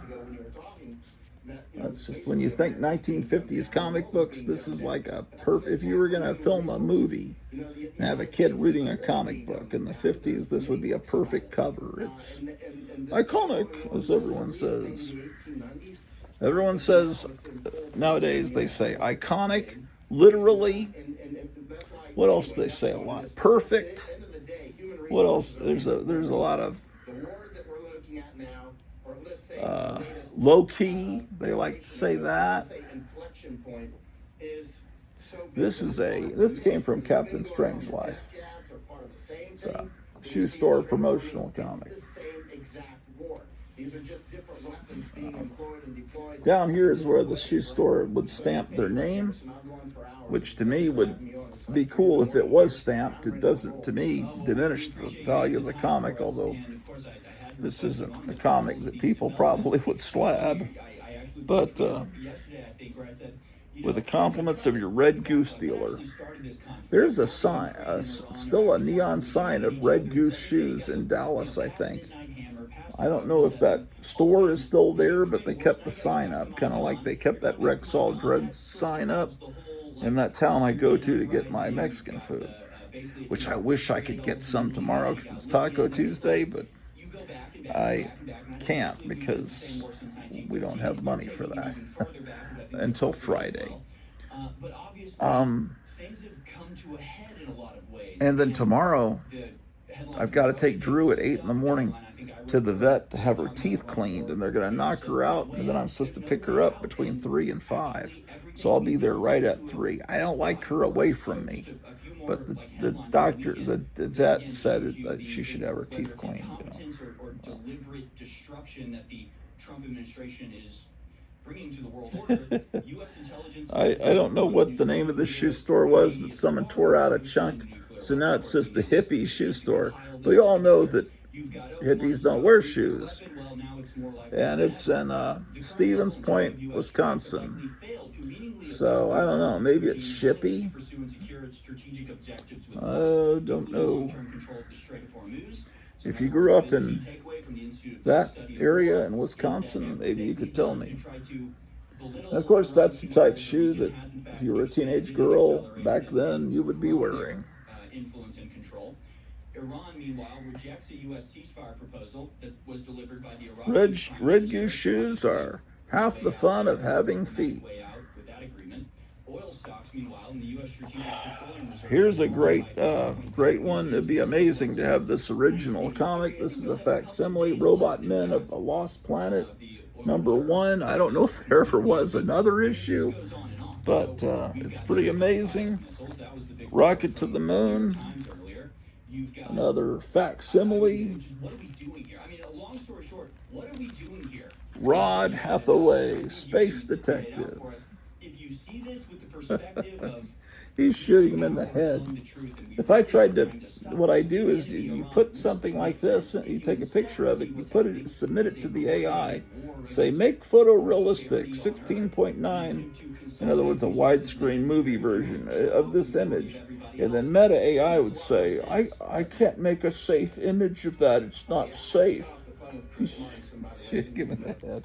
It's like, I can't have a leopard skin bikini. It's just not safe. We'll have to give her a full length down to her ankles leopard skin Amish outfit.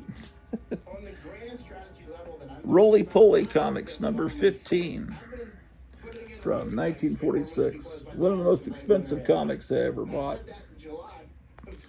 I paid $120. I might have gotten a little bit of a discount, but I love this cover so much. Everything about it. Well, the whole comic, but this cover is iconic because it's roly poly. Makes no sense with this image. This image is stolen from Blue Beetle #1, but in a way, I think they actually improved the original drawing that they traced. This outfit's funny. This guy's dressed in an insane way. Everything's great about it. In fact, I should recreate this with AI too. I should have it from the pages of Roly Poly Comics. We present the adventures of. Yeah, that's it. I'm having all these great ideas looking through these comics. This one's in pretty astounding condition, or it may just be the plastic bag. It's the plastic it's in. But this is Roy Rogers Comics. These things would sit at Duncanville Books for years until I would pick one or two of them up. It's true that these just aren't, the audience for Western comics is no longer there. Unfortunately, it's just, you can't sell them. But I'm not trying to sell them, so it's not a concern for me.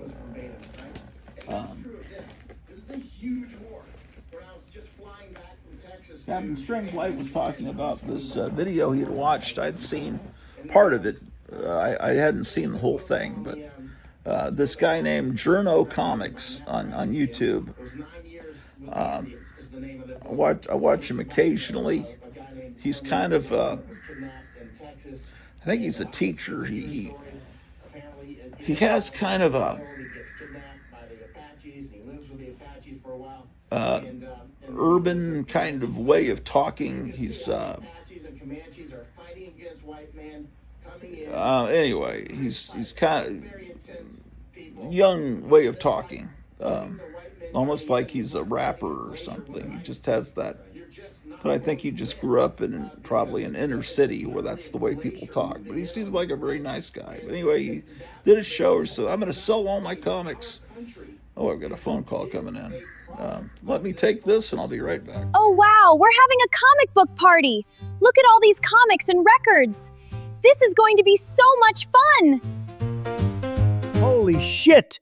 I can't even begin to tell you how much Grottu has changed my outlook on life. I think about him all day. Yeah, buddy. I can't believe how much fun it is to be a monster girl. I play records, watch monster movies, and read comic books all day. Thanks, Grottu. Well, we're back. Looking at Golden Age comics this afternoon. Here's Science Comics, number 5. Oddities about the Great Apes. Ah, yes. This looks like a good one for me to use for my AI program. Sheena, Queen of the Jungle, number 14. Up north thinking that they could find a way around the Panama Canal obviously being cut to shorten that trip. So, I mean, we talk about roots and resources. It really does all fall into this this one paradigm. It's super interesting. Oh, right. And once you well, maybe if I have her in this one-piece outfit. That's why I mentioned earlier. Once you get to a certain level, it becomes a lot less complicated and complex. It'll be less problematic and more safe for the. Yeah, maybe that's the problem. Is I'll have to try that with Meta AI, because here she's in a one-piece outfit as well. This 3D comic. This has got some damage here. Here's Smash Comics 70. What God gave us, which, I mean, our health is one of the biggest things. We're all at this point middle-aged. We're trying to have balance. Smilin' Jack. And, I think with the transhumanist agenda, there's a little bit of a psyop afoot. Well, I've said that. When you guys coming on, I said, we're doing something about what we can take control of. There's no the story finishes on the back of the back cover. No advertisement there. It's Smitty, number 138. I don't know if this is part of 4-color or I have to open it up to see. Sparkle Comics, number 6. This has got some writing on it. Like right there, see? 1948. Oh my, wife's asking if we got some boxes of food. Supposed to arrive today. I better go check and see. And the people that have all the resources now have spelled that out very clearly to us. And things that they are putting inside our body to complete that mission, you gotta get out. In fact, we have zeolite, which is one of the main. Here's Sparkle number 10 from 1949. Now it has a little stamp, premium copy, non-refundable. which to me is interesting. This one has the same thing. Number 12, same stamp. This is August, September 1950. Here's one of those super comics, Speedy Rabbit number 14, so that tells me this is, it looks like it would be older than it really is. This is really from about maybe the beginning of the LBJ administration. Another one, The Spirit, also from that same Super Comics, which means this is not a super. Oh, this is a note from Night Tiger. Not listed in Overstreet 2008, can't find reference. Spirit 12 on cover, no number in indicia. Listed in 49th edition, oh, he got it. Reprinted in USA 1964. Yeah. Okay, so it's a reprint from 1964. Now here's one from World War II, and it's just not in very good shape. Speed Comics, number 38. Buy war bonds. Of course, the guys that lifted that flag at Iwo Jima have been replaced with the superheroes from Harvey Comics.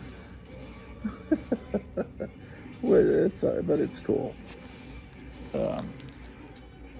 But it would be kind of like showing the Battle of the Alamo, and it's the Justice League defending the Alamo. It's like Startling Comics number 47.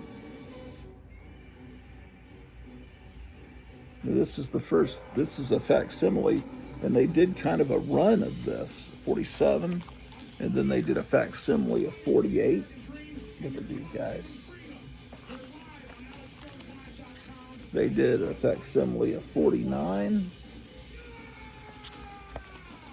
a facsimile of 50,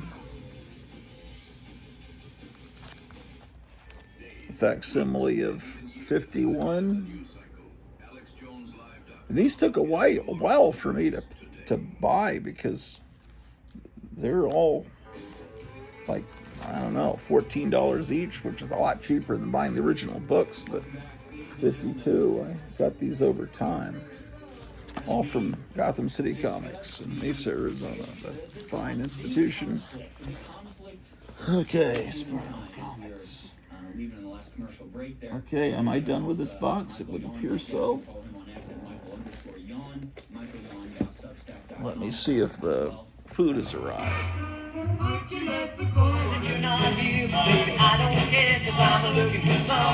And now, here's your host, Dr. Grottu Orloff. So, we move to the last box of Golden Age books. Drew's not the only one that's sacked out. All three of the cats are sacked out on the enclosed porch, enjoying the warmth of this summer day.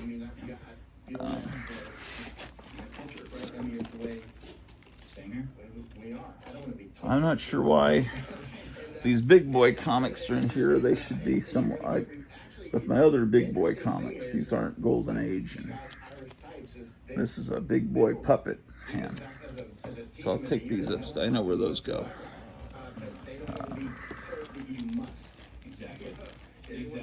Why were those in there? They'll leave Tennessee, they'll go to Texas, they'll die at the Alamo, but nobody's going to tell them to do that. They're doing it on their own volition, damn it.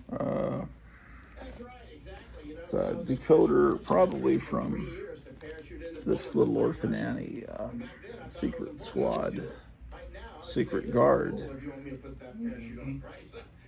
Knowing what I know now, there's no chance I would do it. But back then, I was like, let's go, right? Yeah. And but it was clearly a kamikaze mission.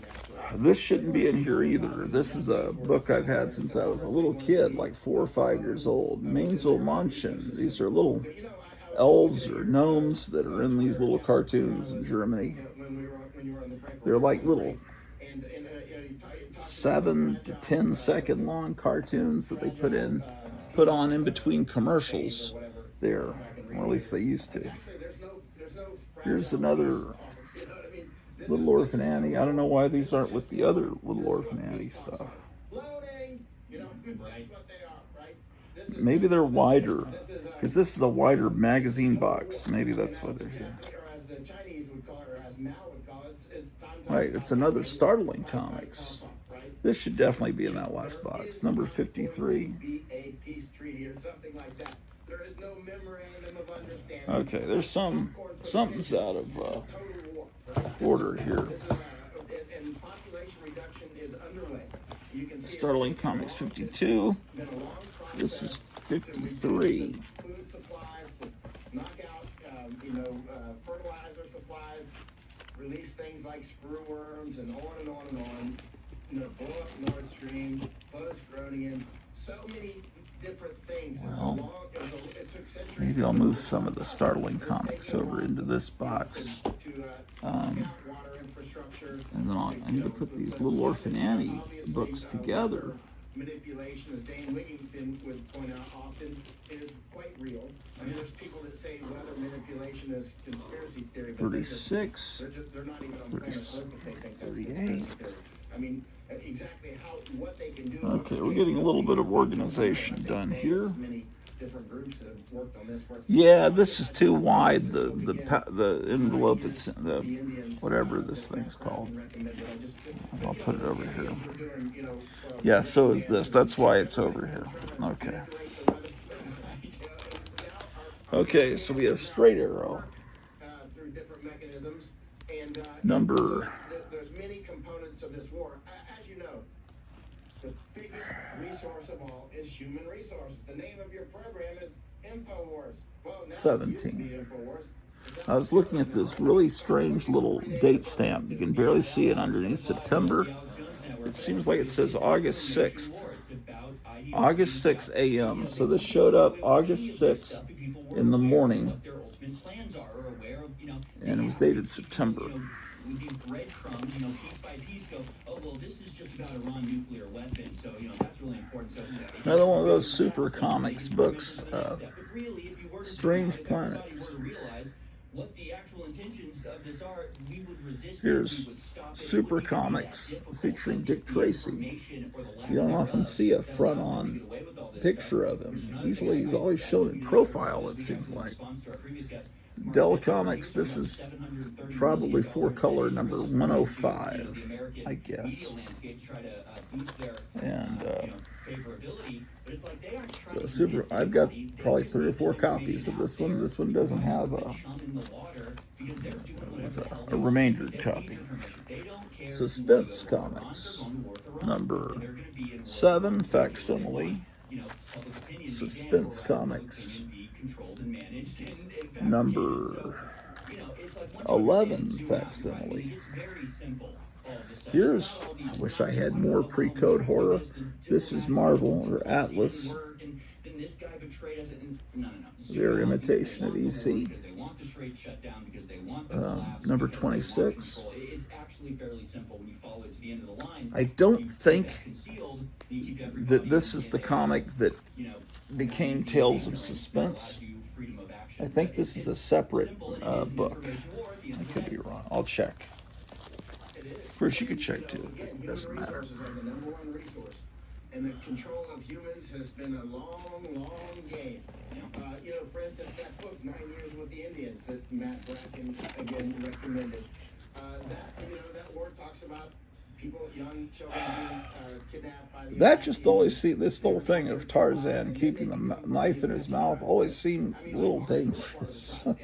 You might wind up with one of those. What Tim Burton did with the Joker. That was more what's his face, the director that did the Odyssey. I forget his name. That did what is his name? That made the Dark Knight trilogy. He gave the Joker that cut back.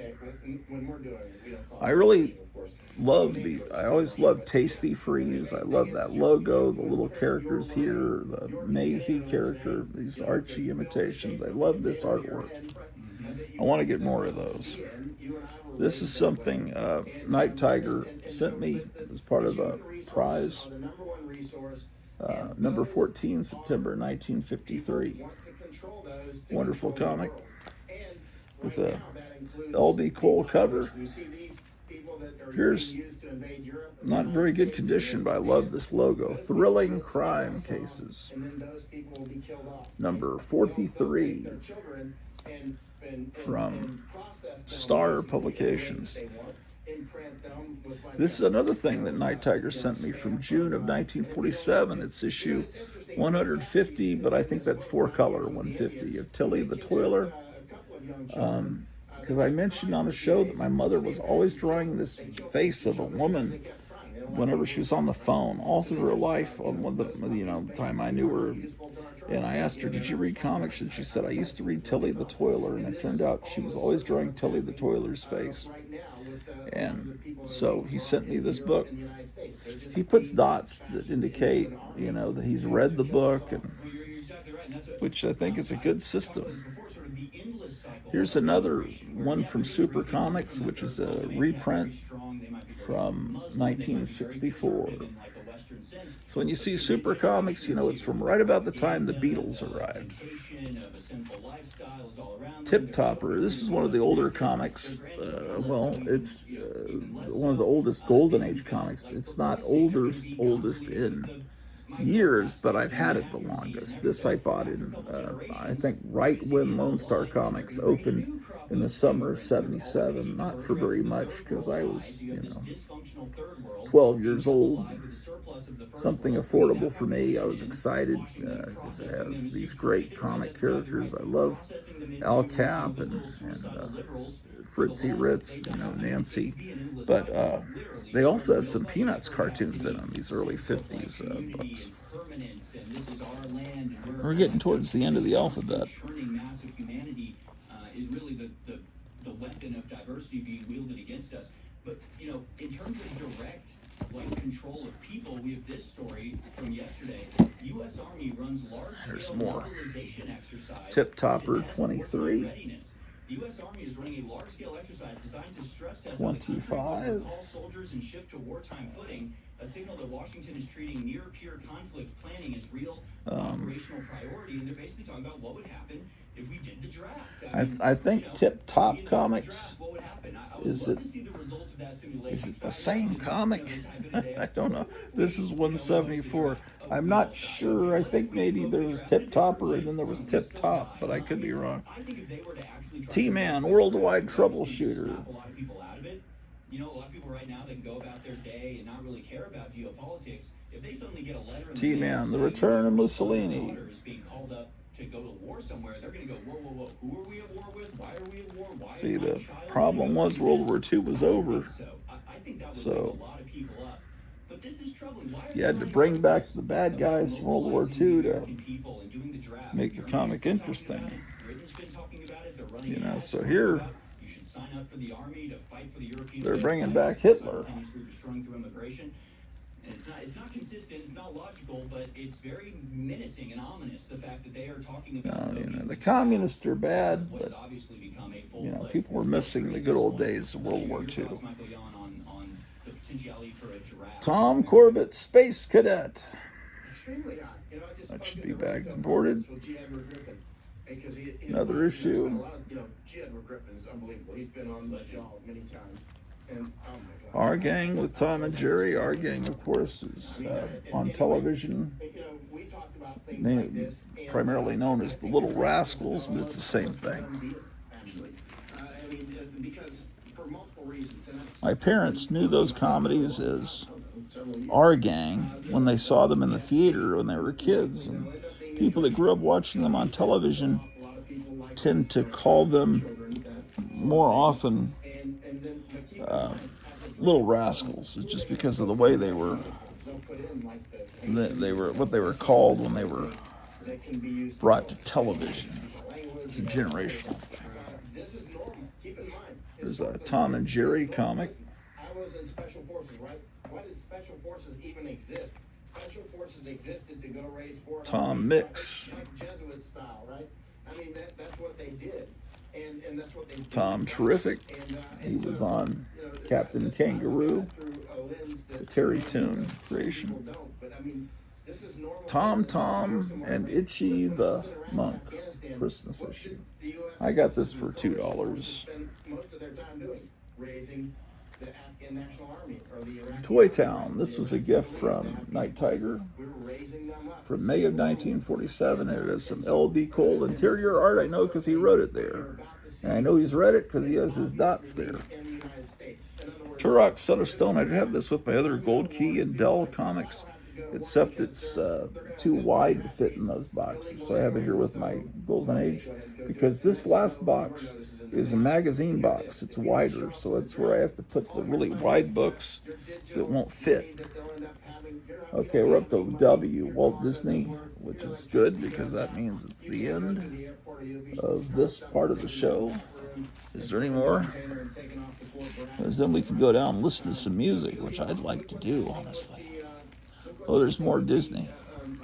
You know, the Ukrainians, they're kidnapping those guys off the streets. They're going to end up doing this draft. I strongly think that they'll do this. Keep in mind, if you want to sound like Nostradamus of war prediction, just predict these things and you'll be right. The war will grow. The war will grow, and it'll grow out of control like a wildfire. It'll last longer than people expect. Okay, this book is not actually a comic book, although I'm sure it was on the rack with comics. It's very thick. It's almost like a phone book for a small town. And it's got like a... It's all puzzles and games in it. There's not really comic stories in it. But it's cool. Oh, it did fit. It was not $399.99. Kevin, I think, put it in this bag as a joke. It might have been some other book was in this bag, and he reused it. But it's a bargain because it could have been $400, but it's only $399.99. So I'm saving some money there. I think I got that for a couple of. No, I don't think it was more than $5. But when I kick the bucket and my wife goes through this collection to sell it, maybe, I don't know what she'll do with it, and she sees that price tag, she's gonna curse me. So it was not that much. I need to warn her, or I need to change the bag, because that's a time bomb waiting to go off. She'll show up in heaven and kick my butt, man. Woody Woodpecker back to school. Let me ask you about that, because you mentioned that before, and I agree with you that the two major power blocks that we're dealing with are China Why and Zionists.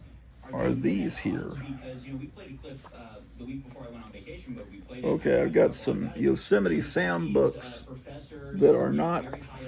These are from the Bronze Age, so these need to go in my Gold Key boxes. So let me get rid of these from this box, because I need to go through the Gold Key and file those. And we are definitely at the end of the alphabet. Zane Grey. I can't think of any other comic that would be after this in the alphabet. Can you? Unless there's some zebra comic. Oh, well, there is actually. Hold on. There's another Zane Grey, but there's Zodi the Mod Rob. But this should also be with my Gold Key. Why did these wind up in this box? There must have been a reason. And a lot of Americans are going along with it for whatever reasons. Weakness, cowardice. They just want to watch their stupid large screen. I was just in the airport. Oh, wait a second. Some of these are out of order. Here's the facsimile for Web of Evil. That's before W. That's before Z. And here's Weird Mysteries from April 1953, number 4. That, and I have 2 copies of that. So that goes in front of Woody Woodpecker after Walt Disney. Then there's Walter Lance, Woody Woodpecker. Okay, put him here. Okay, so what else we got in here? Oh, I've got these W's after the Z's. Games, and we're being destroyed, right? We're being dumbed down, right? And I mean, there's a bunch of children that are, Okay, these are all out of order. So we still have a bunch of more W's. Western gunfighters. how much money he's making, who's the new coach is. I'm like, are you out of your mind? We're being Yeah, I don't know what issue number. This is from October 1949. And I mean dead. It's not like you're just This would be the Western. This is Western, and this is the Westerner. I spent most of my life in these The Western fighters would be next. It's highly civilized. But I spent most of my life overseas, Then right? A lot of that in countries Western hero. They will kill you. They will kill you for fun, for sport, right? Then there's Western Roundup. I mean, this is the kind of stuff that we have literally cannibals coming into the United States. Here's another Western Roundup. Kill you on the street just for fun, right? Here's another Western Roundup. And yet another Western Roundup. These are not expensive. They shouldn't be. The artwork in them is not stellar. It's like that. It's okay. I mean, it's acceptable, but it's not fantastic. Weird. Weird goes before. Western goes before Woody Woodpecker. Okay. Zane Grey. Got more. Nothing has changed. The invasions are ongoing.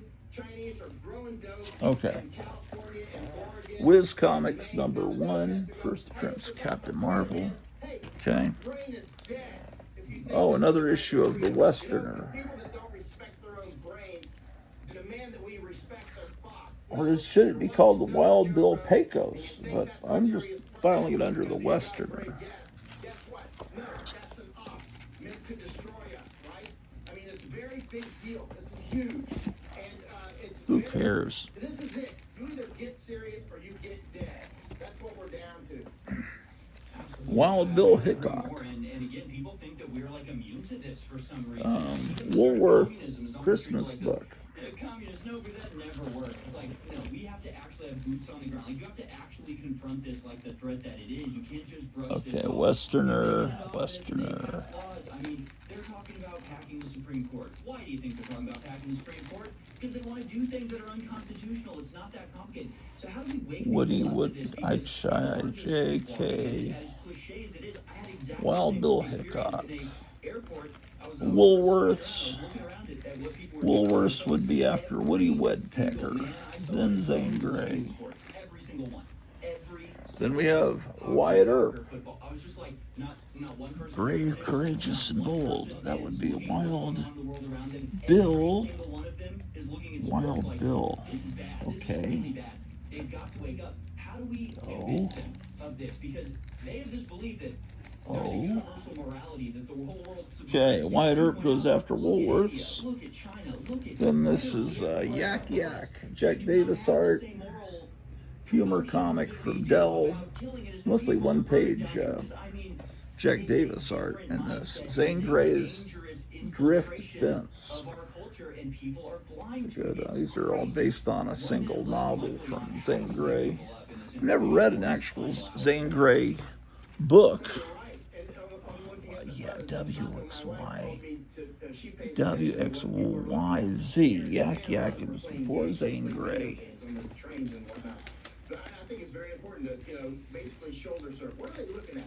Okay, then I've got some romance comics and some. Japan, they're playing games and nonsense, right? Like I got a haircut today. You see, it's nice and bald, beautiful. And in the haircut place, there was probably And, manga books. You know what I mean? But not one serious book there. It's all this cartoon crap, right? And These are independent books that need to be filed in separate boxes upstairs. So I'll pull them out of the box as well. neurotoxins, the so-called music. Oh. This won't fit in a regular comic box. It's wide. Intoxicants. You mix the music, so-called music, ants, with intoxicants. If you want to dumb people down, that's your WMD right there. You mix all of this ridiculous music that we grew up. I grew up loving this stuff, right? I grew up loving what turns out to be acoustic neurotoxins. Turns out to be an attack. It turns out to be yet another attack on humanity itself. Mike Leon, incredibly powerful. Follow him on X at Michael_YON. Okay, well, we're supposed to get some boxes of food. It has not arrived yet. But I need to keep an eye when it does because it's packed with ice and it's a hot day outside. And I don't want this food to get ruined.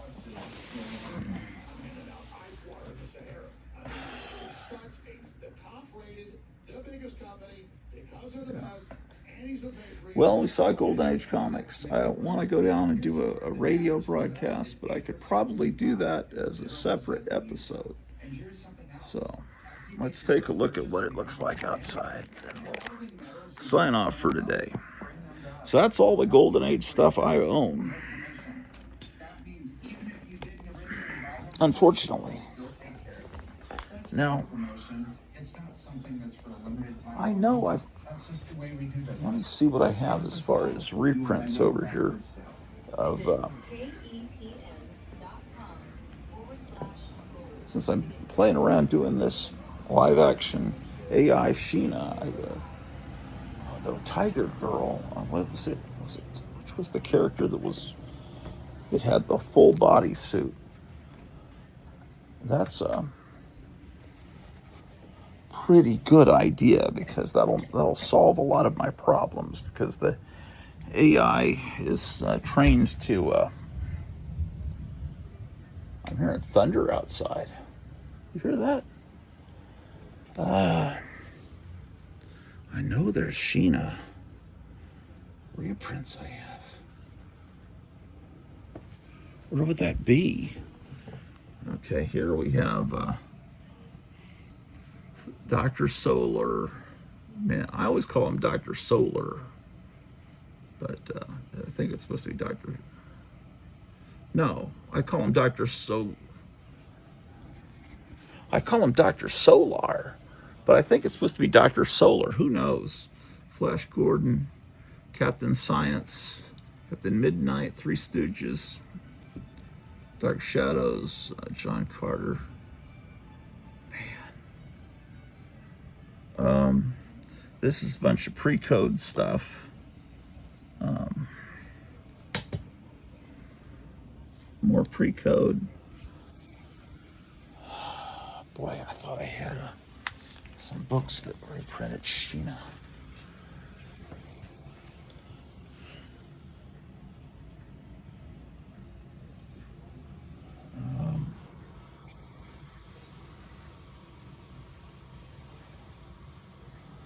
Oh well. I know I do. I just don't know where they're at. Oh, maybe they're down here.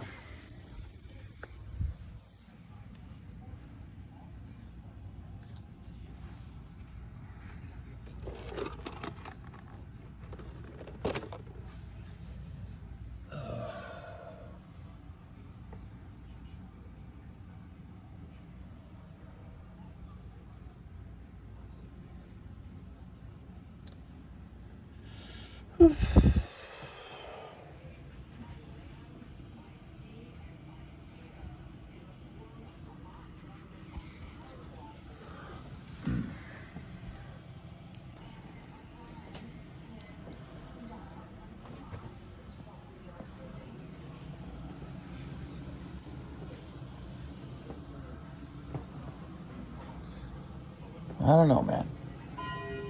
Well, I'll see you guys in the next episode. Take care.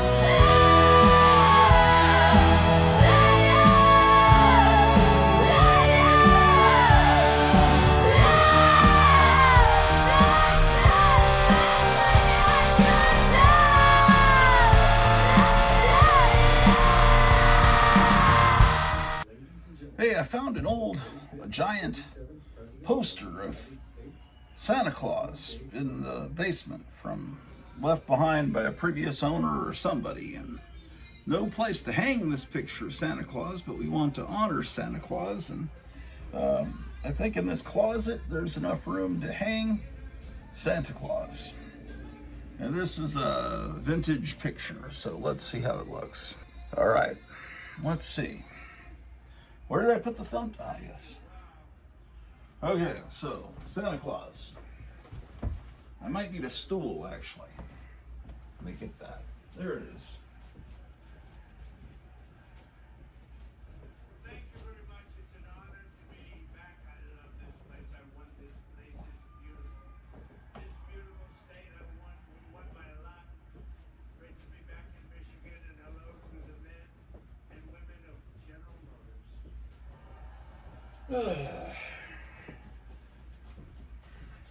And before we begin, I have to say, so I had a wonderful father. He was a hard worker. Having trouble with a light bulb in this closet.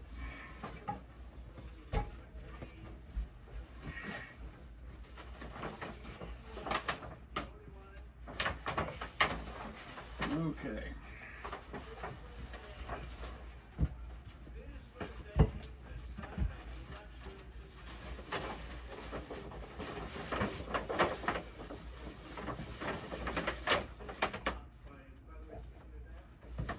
Upside down, of course.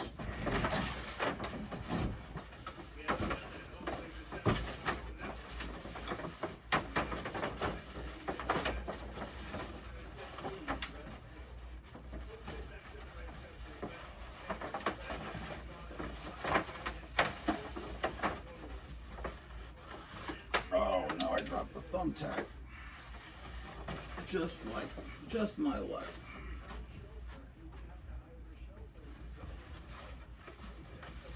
Where did that thumbtack go, Ambrose?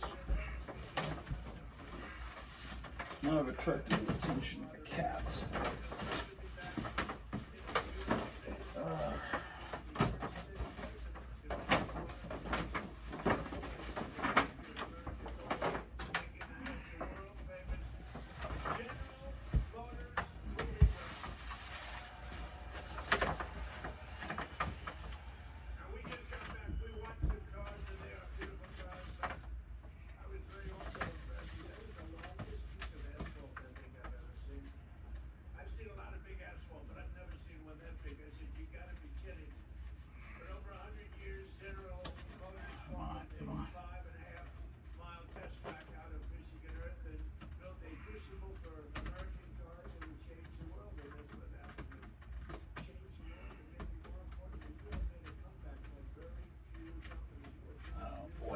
Yeah, really?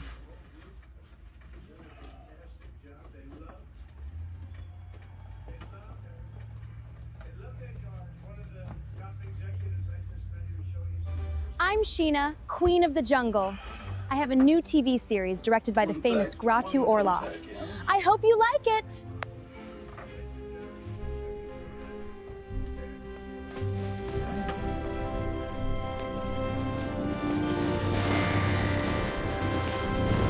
Well,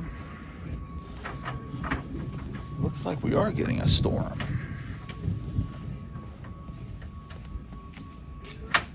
Hear that rumbling?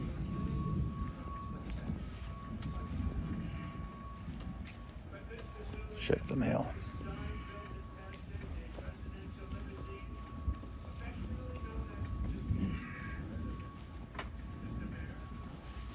Nothing about this storm was predicted at all.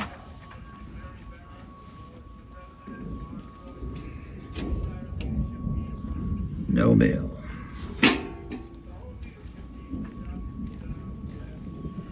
I'll get this time. I'll get them this time.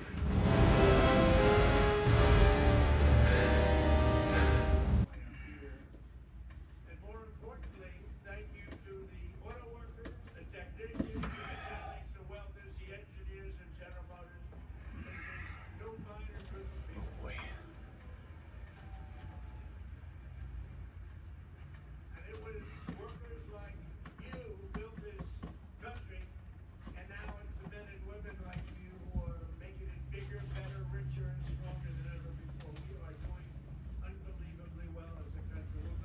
Okay.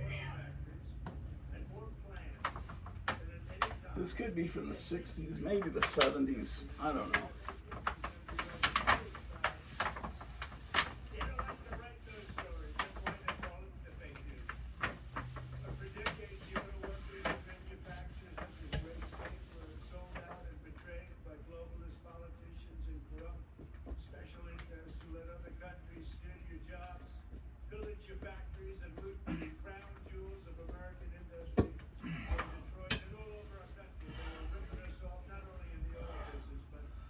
Okay. Now I just need one more thumbtack.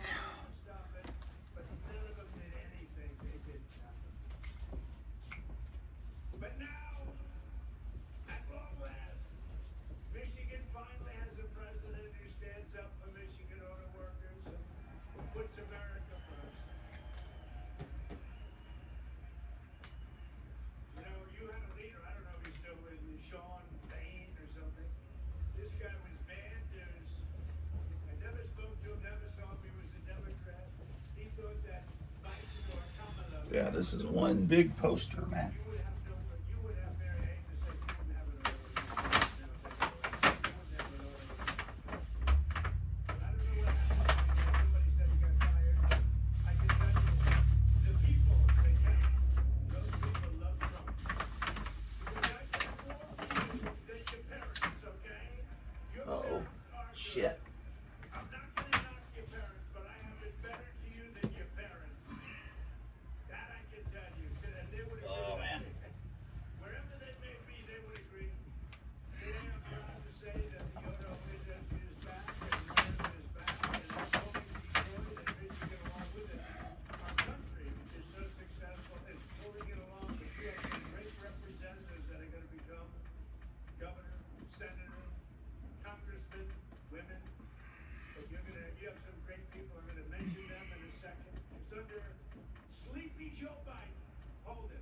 What's better, Sleepy Joe Biden or Crooked Joe Biden? Let's go. Sleepy Joe Biden, Crooked Joe Biden.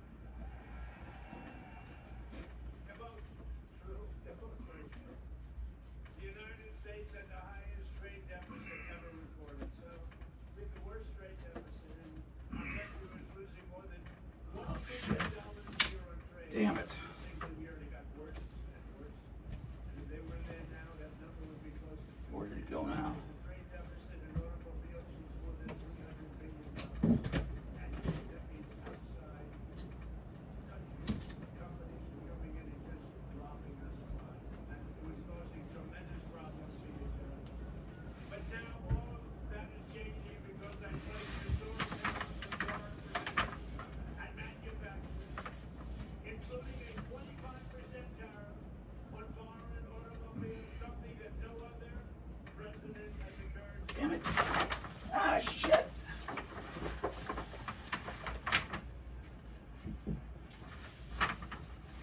He's a communist. Oh, crap.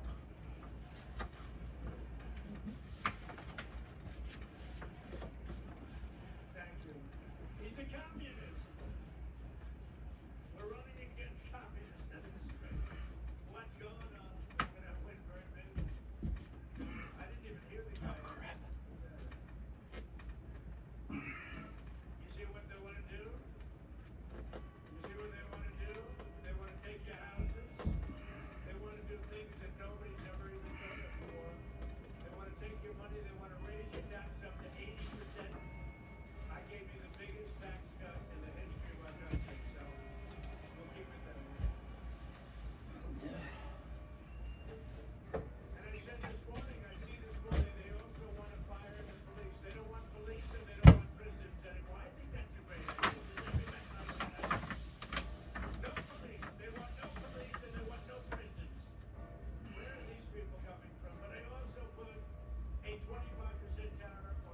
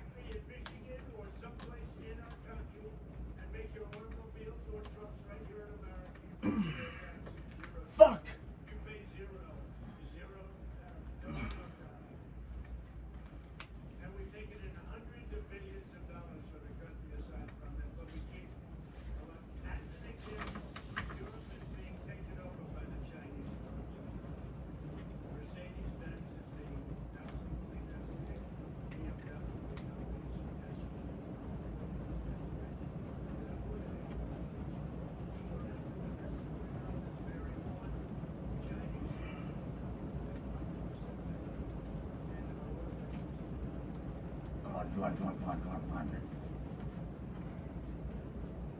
more business, better business, bigger business than you've ever done before. In 18 months, we slashed our trade deficit with China by the largest amount in history.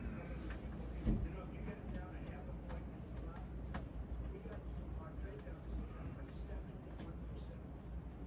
71%. Worldwide. 1 year ago, our country was dead, and now we are the hottest country anywhere in the world. We're the hottest country. Everybody is respecting us. You know, they respect us again.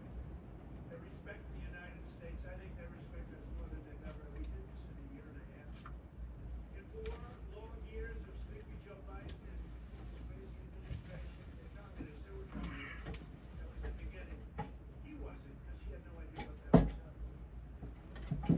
They said, Joe, let's go communist. He said, what is that exactly? They got less than $1 trillion. So think of Okay, well, it's about. investment of less than $1 trillion. Show you what we got here. Leave it alone there, Ambrose. I did my best.